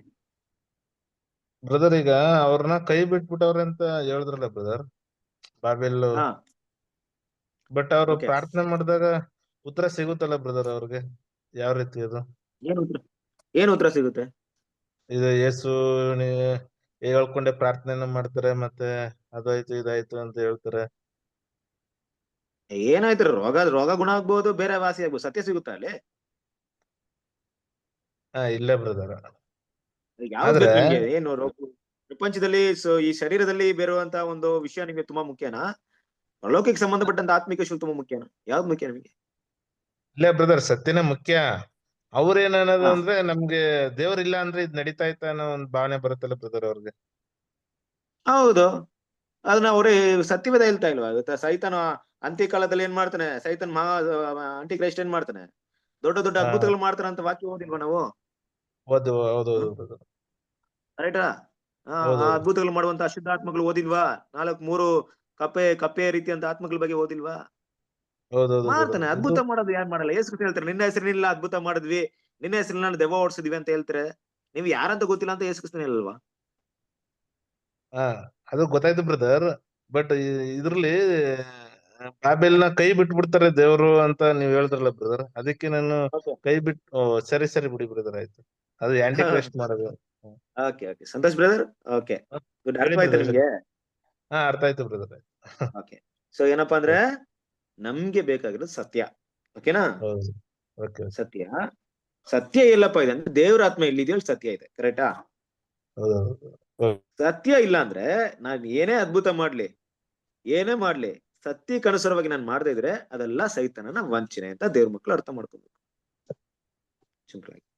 ಓಕೆನಾ? ಅದು ಮೈಂಡ್ ಅಲ್ಲಿ ಇಟ್ಕೊಳ್ಳಿ, ತುಂಬಾ ಒಂದು ಮುಖ್ಯವಾದ ವಿಷಯ. ಆದ್ರಿಂದ ಈಗ ನಾನು ಯಾವ್ದನ್ನು ಹೇಳ್ತಾ ಇಲ್ಲ, ನೀವೇ ಸ್ಟಡಿ ಮಾಡ್ಕೊಬೇಕು. ಈಗ ನಾನು ಒಂದು ಹಿಂಟ್ಸ್ ಕೊಡ್ತಾ ಇದೀನಿ ಅಂದ್ರೆ, ಈಗ ನೋಡಿ ನಾನು ಇಲ್ಲಿ 3ನೇ ವ್ಯಾಲ್ಯೂಮ್ ತಗೊಳ್ತಾ ಇದೀನಿ ಅಂದ್ರೆ, ದೇವ್ರ ಮಕ್ಕಳು ನೀವು ಓದ್ಬಿಟ್ಟು ಇಲ್ಲ ಬ್ರದರ್ ಇದು ತಪ್ಪು ಅನ್ನೋ ರೀತಿಯಲ್ಲಿ ನೀವ್ ಹೇಳಂಗಿದ್ರು ನನಗೇನು ಅಭ್ಯಂತರ ಏನೂ ಇಲ್ಲ. ನಂದು ಯಾವುದೇ ರೀತಿ ಅಭ್ಯಂತರ ಇಲ್ಲ. ಬಟ್ ಅದು ವಾಕ್ಯಕ್ಕೆ ಅನುಗುಣವಾಗಿರ್ಬೇಕು. ಬಾಬಿಲೋನ್ ಬಿದ್ದಲು ಅಂದ್ರೆ ಮುಗೀತು. ಯಾವಾಗ ಬಿದ್ಲು ಅನ್ನೋದಕ್ಕೆ ಕ್ಲಿಯರ್ ಕಟ್. ಇದಕ್ಕಿಂತ ಟ್ರೂತ್ ನಾವು ಇದ್ ಮಾಡಕ್ ಆಗಲ್ಲ. ಸತ್ಯದ ಬಗ್ಗೆ ಆಗ್ಲಿ, ಬೋಧನೆ ಬಗ್ಗೆ ಆಗ್ಲಿ. ಏನಪ್ಪಾ ಅಲ್ಲಿರುವಂತ ಒಂದೇ ಒಂದು ವಿಷಯ, ಸೈತಾನ್ ಅವ್ರನ್ನ ಕಂಟ್ರೋಲ್ ಇಟ್ಕೊಂಡಿದ್ದೇನು? ಅದ್ಭುತ ಕಾರ್ಯ. ಸಿಂಪಲ್. ಅದ್ಭುತ ಮಾಡ್ಬಿಟ್ರೆ ಯಾರ್ ಬೇಕಾದ್ರೆ ಏನ್ ಮಾಡ್ಬೋದು? ಮೈಂಡ್ ಚೇಂಜ್ ಮಾಡ್ಬೋದು. ಸೈತಾನ್ ವೆಪನ್ ಅದು, ಅವ್ನು ಯೂಸ್ ಮಾಡ್ತಾ ಇರೋದಷ್ಟೇ. ಏನ್ ಅದ್ಭುತ ಆಗುತ್ತೆ? ಕ್ಯಾನ್ಸರ್ ಸುಖವಾಗುತ್ತಂತೆ ಅಲ್ವಾ? ಇನ್ನೇನೋ ರೋಗಗಳು ಸುಖವಾಗುತ್ತಂತೆ ಆಗ್ಲಿ ಅಲ್ವಾ? ಅದು ನೋಡ್ಬಿಟ್ಟು ಏನ್ ಮಾಡ್ತಾರೆ ಜನ? ದೇವ್ರ ಹತ್ರ ಬರ್ದೆ ಅವ್ರ ಹತ್ರ ಇರ್ತಾರೆ, ದೇವ್ರ ಹತ್ರ ಸ್ಯಾಕ್ರಿಫೈಸ್ ಮಾಡಲ್ಲ. ಅದೆಲ್ಲ ಸೈತಾನ ಕುತಂತ್ರಗಳು. ನೀವು ಅದನ್ನ ಆಂಟಿಕ್ರೈಸ್ಟ್ ಸಬ್ಜೆಕ್ಟ್ ಅಲ್ಲಿ ನೋಡಿರ್ಬೋದು, ಅದ್ಭುತ ಕಾರ್ಯಗಳ ಸಬ್ಜೆಕ್ಟ್ ಅಲ್ಲಿ ಕೇಳಿರ್ಬೋದು. ಆದ್ರಿಂದ ಅದನ್ನ ಸೈನ್ ಆಗಿ ಇಟ್ಕೊಂಡು ಬ್ರದರ್ ದೇವ್ರವ್ರನ್ನ ಕೈ ಬಿಡಲಿಲ್ಲ ಅಂತ ನಾವು ಹೇಳಕ್ಕೆ ಆಗಲ್ಲ. ಅದ್ಭುತ ಕಾರ್ಯಗಳು ದೇವ್ರು ಅವ್ರ ಜೊತೆಗೆ ಇದ್ದಾರೆ ಅನ್ನೋದಕ್ಕೆ ಸೈನ್ ಅಲ್ವೇ ಅಲ್ಲ, ಗುರುತಲ್ವೇ ಅಲ್ಲ. ಅದನ್ನ ದೇವ್ರ ಮಕ್ಕಳು ಮನಸ್ಸಲ್ಲಿ ಇಟ್ಕೊಂಡು. ನಾನು ಆಗ್ಲೇ ಎಲ್ಲಪ್ಪ ಬ್ರದರ್ ಹೇಳ್ತಂದ ಒಂದು ವಿಷಯ ಮಾತಾಡಕ್ ಬಂದೆ ಅಲ್ವಾ? ನೋಡ್ರಿ, ಈಗ ದೇವ್ರಿಗೆ ಧನ್ಯವಾದ ಹೇಳ್ತಾ ಇದೀವಿ, ಮತ್ತೆ ಥ್ಯಾಂಕ್ಸ್ ಹೇಳ್ತಾ ಇದೀವಿ ಅಂದ್ರೆ, ಒಂದ್ ಬ್ರದರ್ ಒಂದ್ ಪಾಯಿಂಟ್ ಹೇಳಿ, ನಾವು ದೇವ್ರಿಗೆ ಎಷ್ಟು ಥ್ಯಾಂಕ್ಸ್ ಹೇಳ್ಬೇಕು. ನಮ್ಗೆ ಈ ಸತ್ಯ ಗೊತ್ತಿದೆ. ನಾವು ಕೂಡ ಅದೇ ಒಂದು ಬಾಬಿಲೋನ್ ಇರ್ಲಿಲ್ವಲ್ಲ, ಅದೇ ಒಂದು ತಪ್ಪಾದ ಬೋಧನೆಯಲ್ಲಿ ನಾವು ಮುಳುಗೋಗಿಲ್ವಲ್ಲ, ದೇವ್ರು ಅಲ್ಲಿಂದ ನಮ್ಮನ್ನ ತೆಗೆದ್ಬಿಟ್ರಲ್ಲ, ಬಿಡಿಸ್ಬಿಟ್ರಲ್ಲ, ಕಾಪಾಡ್ಬಿಟ್ರಲ್ಲ, ನಮ್ಮನ್ನ ಕರ್ಕೊಂಬಂದ್ಬಿಟ್ರಲ್ಲ ಅಂತ ಹೇಳಿದ್ರು. ಸರಿ, ಈ ಕೃತಜ್ಞತಾ ಭಾವನೆ ಯಾರಿಗ್ ಬರುತ್ತೆ? ನಿಜ ಬೋಧನೆ ಯಾರು ತಿಳ್ಕೊಂತಾರೆ ಅವ್ರಿಗೆ ಅಷ್ಟೇ ಬರ್ತದೆ. ಓಕೆ ಸರಿ, ಇನ್ನೊಂದ್ ರೀತಿಯಲ್ಲಿ ಕೃತಜ್ಞ ಭಾವನೆ ಬರುತ್ತೆ. ನಿಜ ಬೋಧನೆ ಗೊತ್ತಾದ್ಮೇಲೆ ಕೃತಜ್ಞ ಭಾವನೆ ಬಂತು. ಇನ್ನೊಂದ್ ರೀತಿಯಲ್ಲಿ ಬರುತ್ತೆ. ಈಗ ಯೋಚನೆ ಮಾಡ್ರಿ, ಒಂದ್ ವೇಳೆ ನಮ್ಗೆ ಏನಾದ್ರೂ ಸತ್ಯ ಗೊತ್ತಿಲ್ಲದೆ ಇದ್ರೆ, ನಾವು ಇನ್ನು ಬಾಬಿಲೋನಲ್ಲೇ ಇದ್ದಿದ್ರೆ, ಅದೇ ಒಂದ್ ಸತ್ಯಕ್ಕೆ ಅಲ್ಲೇ ಒಂದು ಬೋಧನೆ ಇದ್ದಿದ್ರೆ ಏನಾಗ್ತಾ ಇತ್ತು ಮುಂದೆ? ಯಾವ ವರ್ಗದವರಾಗ್ತಿದ್ವಿ? ಗೋಧಿ ಅಣಜಿ ಅಣಜಿ ವರ್ಗದಲ್ಲಿ ಆಗ್ತದೆ. ಅಣಜಿ ವರ್ಗದಲ್ಲಿ ಇದ್ರೆ ದೇವರ ಯೋಜನೆ ಗೊತ್ತಿಲ್ಲ, ಅವ್ರಿಗೋಸ್ಕರ ಓಡೋಕ್ಕಾಗಿಲ್ಲ, ಸ್ಯಾಕ್ರಿಫೈಸ್ ಮಾಡಕ್ಕಾಗಲ್ಲ, ಅವ್ರ ಜೀವ ಬಲಿಯ ಕೊಡಕ್ಕಾಗಲ್ಲ, ಸತ್ಯಗಳು ಗೊತ್ತಿಲ್ಲ. ಆಗಿರ್ಬೇಕಾದ್ರೆ ಈ ಸಭೆ ವರ್ಗದಲ್ಲಿ ನಾವ್ ಇಲ್ವೇ ಇಲ್ಲ, ಗೋಧಿ ಅಣಜಿ ವರ್ಗದಲ್ಲಿ ಇರ್ತೀವಿ. ಮುಂದೆ ನಮ್ಗೆ ಇರುವಂತ ಅಪಾಯ ಏನಪ್ಪಾ ಅಂದ್ರೆ ಆ ಒಂದು ಮಹಾ ಉಪದ್ರವದಲ್ಲಿ ಸಿಗ್ಲಾಕೋದು. ಕರೆಕ್ಟಾ? ಈಗ ದೇವ್ರ ಕೃಪೆ ಏನಿದೆ ನಮ್ಗೆ? ದೇವ್ರ ಕೃಪೆ ದೇವ್ರು ನಮ್ಮನ್ನ ಅಲ್ಲಿಂದ ಬಿಡಿಸ್ತಾರೆ. ಈ ರೀತಿ ಯೋಚನೆ ಮಾಡಿ ನೋಡ್ರಿ. ಯಾವಾಗ್ಲೂ ಥ್ಯಾಂಕ್ಫುಲ್ ಆಗೋದಿಕ್ಕೆ ಹಿಂಗ್ ಯೋಚನೆ ಮಾಡ್ರಿ, ಥ್ಯಾಂಕ್ಸ್ ಹೇಳ್ತೀರಾ ದೇವ್ರಿಗೆ. ಒಂದ್ ವೇಳೆ ನಮ್ಗೆ ಸಿಕ್ಕಿರೋದು ಸಿಗದೆ ಇದ್ರೆ ಏನಪ್ಪಾ ಆಗ್ತಾ ಇತ್ತು ಅಂತ ಯೋಚನೆ ಮಾಡ್ರಿ. ಯಾರೋ ನಮ್ ಬಂದ್ ಸಹಾಯ ಮಾಡ್ತಾರೆ ಅಂತ ಇಟ್ಕೊಳ್ಳಿ, ನಾವು ಥ್ಯಾಂಕ್ಸ್ ಹೇಳ್ತೀವಿ, ತುಂಬ ಹೃದಯದಿಂದ ಥ್ಯಾಂಕ್ಸ್ ಹೇಳ್ತೀವಿ. ಯಾವಾಗ ಗೊತ್ತಾ? ಒಂದ್ ವೇಳೆ ಇವ್ರು ನಮ್ ಸಹಾಯ ಮಾಡದೇ ಇದ್ರೆ ಏನಪ್ಪಾ ಆಗ್ತಾ ಇತ್ತು ಆಗ ಯೋಚನೆ ಮಾಡ್ದಾಗಪ್ಪ ಮಾಡಿದ್ರಲ್ಲ ಅಂತ ಬರುತ್ತೆ. ಹಾಗೆ ದೇವ್ರಿಗೆ ಈ ಸತ್ಯನ ಕೊಡೋದ್ರಲ್ಲಿ ಯಾವಾಗ್ಲೂ ಥ್ಯಾಂಕ್ಫುಲ್ ಆಗಿರ್ಬೇಕು. ನಿಜವಾಗ್ಲು ಒಳ್ಳೆ ವಿಷಯ. ಓಕೆ, ನೆಕ್ಸ್ಟ್ ಏನಾದ್ರು ಮಾತಾಡ್ತೀರಾ?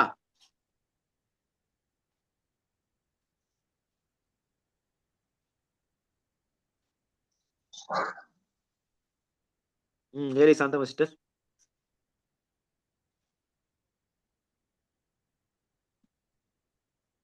ಮಾತಾಡ್ರಿ. ಇಲ್ಲ ಬ್ರದರ್, ಸಾಕು, ಟೈಮ್ ಆಯ್ತು, ಬೇಗ ಮುಗಿಸ್ಬಿಡ್ರಿ. ಆಯ್ತು, 3:09 ಆಯ್ತು. ಮಾತಾಡದೆ ಟೈಮ್ ಆಗುತ್ತೆ ಅನ್ಸ್ತಾ ಇದ್ರಾ? ಹಂಗ ಅನಿಸ್ತಾ ಇದೆಯಾ ನಿಮ್ಗೆ ಎಲ್ರಿಗೂ? ಓಕೆ, ಏನಪ್ಪ ನಮ್ಗಿಲ್ಲ, ಓಪನ್ ಆಗಿ ಹೇಳ್ತಾ ಇದೀನಿ. ಕೆಲವೊಂದ್ ಟೈಮಲ್ಲಿ ಇಲ್ಲಿ ನಾವು ಬಂದ್ಬಿಟ್ಟು ಎಲ್ಲ ಗ್ಯಾದರಿಂಗ್ ಆಗ್ಬಿಟ್ರೆ 1 ಅವರ್ ಟೈಮ್ ಇರುತ್ತೆ. 9:15 ತಗೊಂಡೋದ್ರು ಕೆಲವೊಂದು ಇಂಟ್ರೆಸ್ಟಿಂಗ್ ಟಾಪಿಕ್ ಏನಾಗಲ್ಲ ನಮ್ಗೆ. ಅಯ್ಯೋ ಯಾಕಪ್ಪ ಮುಗೀತು ಅನ್ಸ್ಬಿಡುತ್ತೆ.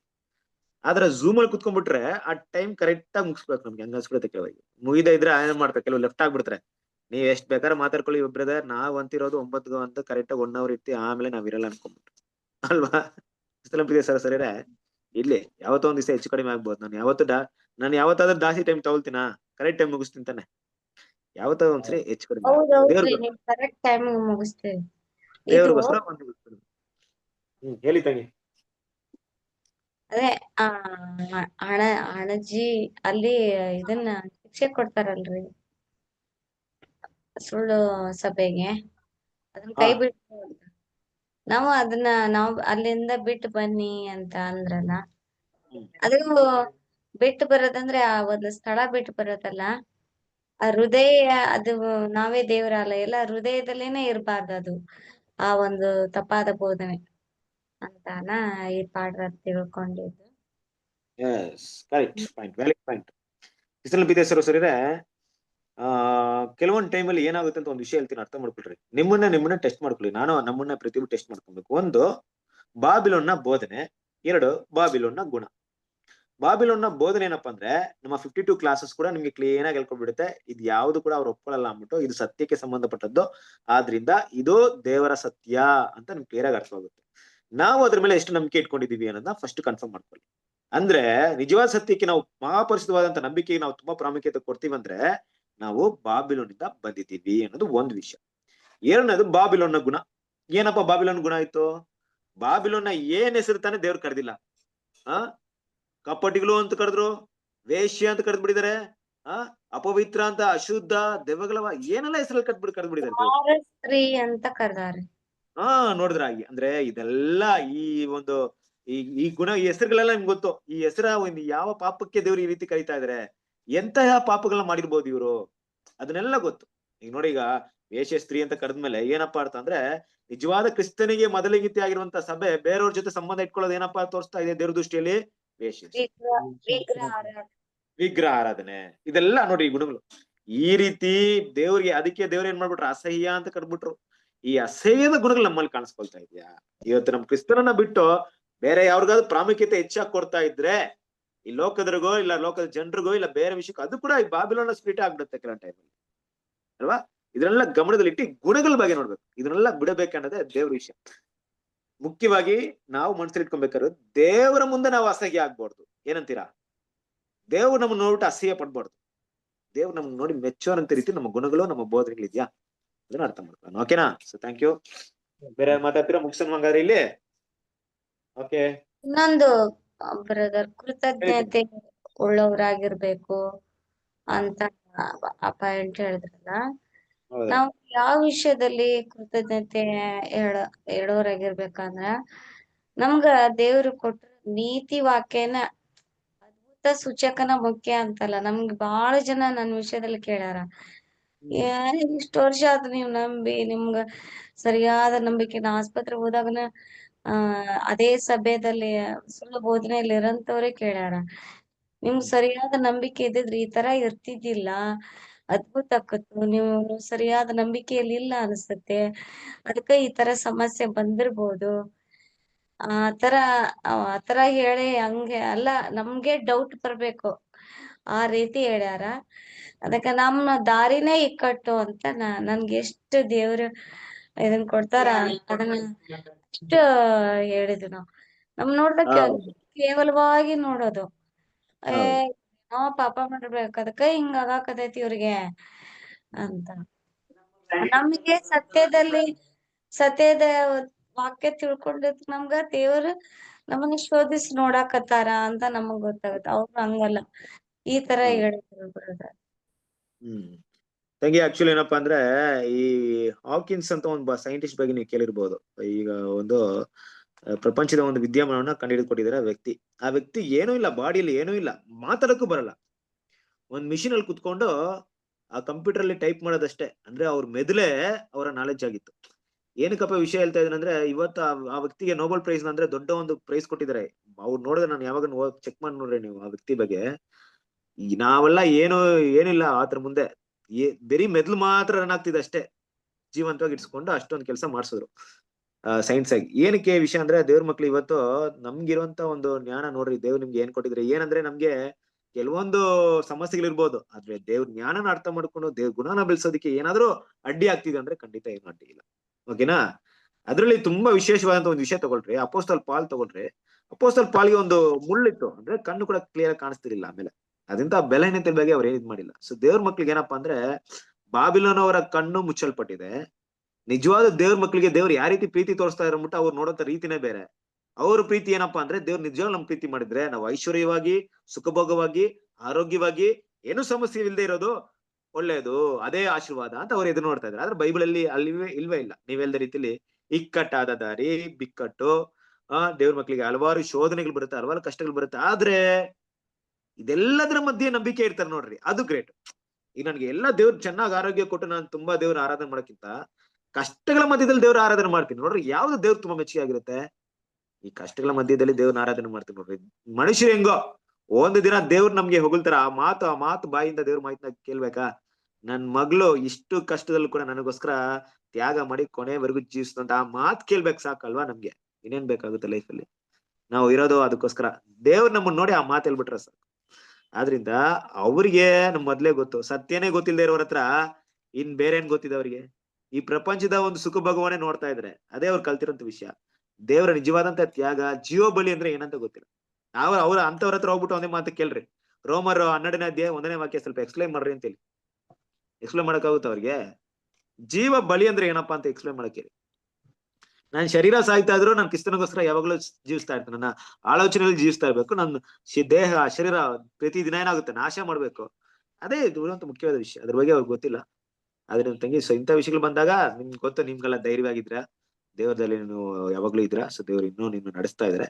ಇದೆಲ್ಲ ನಾವು ಕೇರ್ ಮಾಡಂಗಿಲ್ಲ. ದೇವ್ರು ಇನ್ನು ಕೂಡ ನಮ್ಗೆ ಬಲ ಕೊಡ್ತಾರೆ. ಇದು ಬಾಬಿಲೋನ್ ಸಿಸ್ಟಮ್ ಅಲ್ಲ ಹಂಗೆ, ಅವ್ರ ಮೈಂಡ್ ಎಲ್ಲ ಹಂಗೆ. ಓಕೆ ಬ್ರದರ್, ಕ್ರಿಸ್ತನಲ್ಲಿ ಸದ್ಭಕ್ತರಾಗಿ ಜೀವಿಸಲು ಮನಸ್ಸು ಮಾಡುವವರೆಲ್ಲ ಕಷ್ಟ ಸಂಕಟಕ್ಕೆ ಒಳಗಾಗುವರು ಅಂತಾನೆ ವಚನ. ಕರೆಕ್ಟ್. ಸುಖಭೋಗವಾಗಿ ಜೀವಿಸುವನು ಜೀವಂತವಾಗಿ ಸಾಯ್ತಾನಂತ ವಾಕ್ಯ ಇದೆ, ಗೊತ್ತಾ? ಈ ತರ ವಾಕ್ಯ ಇದೆ. ನಮ್ಗೆ ಕಷ್ಟಗಳನ್ನ ಅನುಭವಿಸ್ತಾರೆ ದೇವ್ರ ಮಕ್ಳು ಅಂದ್ಬಿಟ್ಟು ಸುಖಭೋಗವಾಗಿ ಬದುಕ್ತಾರಂತ ಎಲ್ಲೂ ಇಲ್ಲ. ಈ ಮಾತು ಮೇಲೆ ಇದು ಮುಳ್ಳಿನ ಹಾಸಿಗೆ, ಸುಖದ ಸುಪ್ಪತ್ತಿಗೆ ಅಲ್ಲ ಇದು.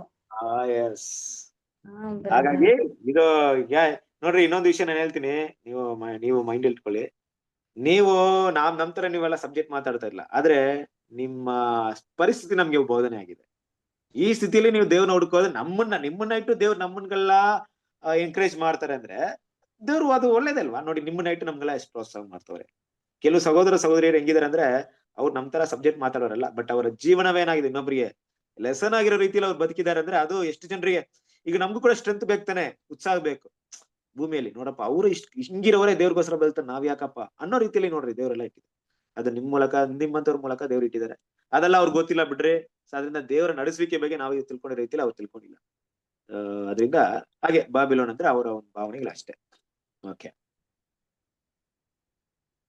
ಕ್ರಿಸ್ತನ ಪ್ರೀತಿಯ ಸರಸರಿದೆ. ಸೊ ಅದರಿಂದ ತುಂಬಾ ವಿಷಯಗಳಿದೆ.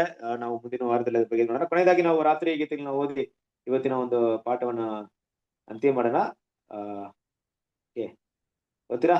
ಸೆಪ್ಟೆಂಬರ್ 20 ಇವತ್ತಿನ ರಾತ್ರಿ ಗೀತೆಗಳು ಯಾರು ಓದ್ತೀರಾ?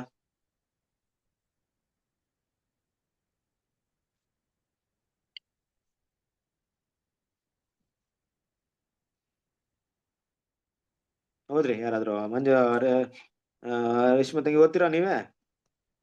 ಆಗುತ್ತಾ? ನಾನು ಓದ್ತೇನ್ರಿ. ಓದ್ರಿ ಪರವಾಗಿಲ್ಲ, ಯಾರು ಬೇಕಾದ್ರೆ ಓದ್ರಿ.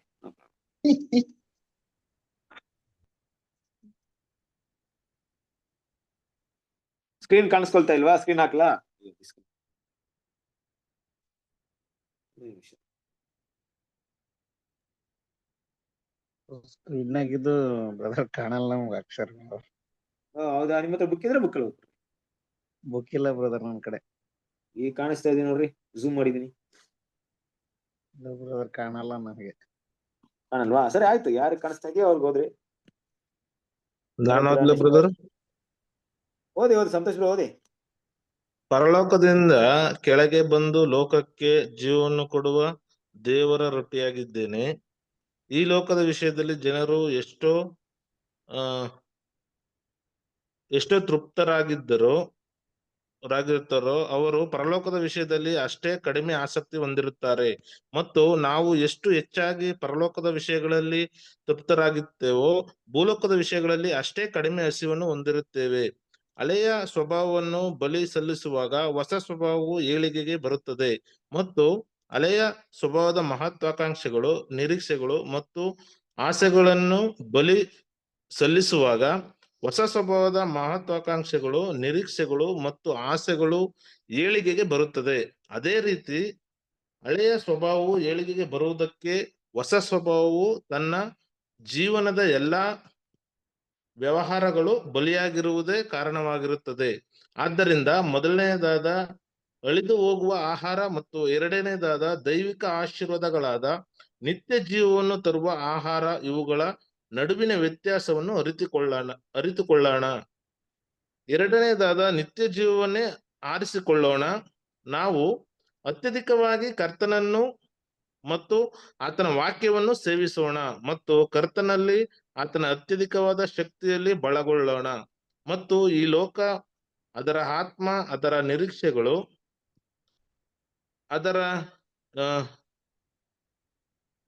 ಅದರ ಮಹತ್ವಾಕಾಂಕ್ಷೆಗಳಿಂದ ಆದಷ್ಟು ದೂರವಾಗಿರೋಣ.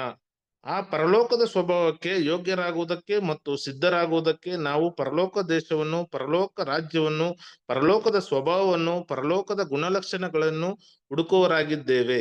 ಪರಲೋಕದಿಂದ ಈ ರೊಟ್ಟಿಯನ್ನು ಒದಗಿಸಬಲ್ಲ ಮತ್ತು ಒದಗಿಸುತ್ತಿರುವ ಮಹಾಜೀವ ನೀಡುವಾತನನ್ನು ನಾವು ಕಂಡುಕೊಂಡಿದ್ದೇವೆ. ಈ ರೊಟ್ಟಿಯನ್ನು ಇತರರಿಗೆ ನಾವು ವಿತರಿಸುವುದು ನಮಗೆ ದೊರೆತ ದೊಡ್ಡ ಭಾಗ್ಯವಾಗಿದೆ. ನೀವು ಅವರಿಗೆ ತಿನ್ನಲು ಕೊಡಿರಿ, ಕಿವಿಯುಳ್ಳವನು ಕೇಳಲಿ. Thank you brother. ಸರಿ, ಇವತ್ತಿನ ರಾತ್ರಿ ಗೀತ ಒಂದು ಸಬ್ಜೆಕ್ಟೇ ಕೊಡ್ತಾ ಇದೆ. ಫ್ರೀ ಆಗಿದ್ದಾಗ ಹೋದ್ರಿ ಒಂದೇ ಒಂದು ಪಾಯಿಂಟ್ ಮಾತ್ರ ಹೇಳ್ಬಿಡ್ತೀನಿ ನೋಡ್ರಿ. ಏನಪ್ಪಾ ಅಂದ್ರೆ, ಯಾರು ಈ ಲೋಕದ ವಿಷಯಕ್ಕೆ ತುಂಬಾ ಆಸಕ್ತಿ ಕೊಟ್ಟು ತೃಪ್ತರಾಗಿರ್ತಾರೋ ಅವರು ಪರಲೋಕದ ವಿಷಯಕ್ಕೆ ಸಂಬಂಧಪಟ್ಟ ವಿಷಯದಲ್ಲಿ ಆಸಕ್ತಿ ಕಡಿಮೆನೆ ತೋರಿಸ್ತಾರೆ. ಯಾರೊಬ್ರು ಪರಲೋಕದ ವಿಷಯಕ್ಕೆ ಸಂಬಂಧಪಟ್ಟ ವಿಷಯ ಆಸಕ್ತಿ ಕಡಿಮೆ ತೋರಿಸ್ತಾರೆ ಅಂದ್ರೆ ಏನಪ್ಪಾ ಅರ್ಥ ಅಂದ್ರೆ, ಏನಿರ್ಬೋದು ಅರ್ಥ? ಅವ್ರು ಈ ಲೋಕದ ವಿಷಯಕ್ಕೆ ಜಾಸ್ತಿ ಇಂಪಾರ್ಟೆನ್ಸ್ ಕೊಡ್ತಾ ಇದಾರೆ ಅಂತ ಅರ್ಥ ನೋಡ್ರಿ. ಈ ಮನ್ನ ಯಾವ ರೀತಿ ಇದೆ ಓದ್ರಿ, ತುಂಬಾ ಬ್ಯೂಟಿಫುಲ್ ಆಗಿದೆ. ಸ್ವಲ್ಪ ಮೆಡಿಟೇಟ್ ಮಾಡ್ರಿ, ತುಂಬಾ ಯೂಸ್ಫುಲ್ ಆಗಿರುತ್ತೆ. ಸೊ ಕೊನೆಯದಾಗಿ ನಾವು ಪ್ರಾರ್ಥನೆ ಮಾಡಿ ಈ ಕೂಟವನ್ನ ಅಂತ್ಯ ಮಾಡೋಣ. ನಮ್ಮ ಮಧ್ಯಲ್ಲಿರುವಂತ ಎಲ್ಲಮ್ಮ ಬ್ರದರ್ ಪ್ರಾರ್ಥನೆ ಮಾಡ್ತೀರಾ? ಮಾಡ್ತೇನ್ರಿ. ಪ್ರಾರ್ಥನೆ ಮಾಡಿಕೊಳ್ಳೋಣ.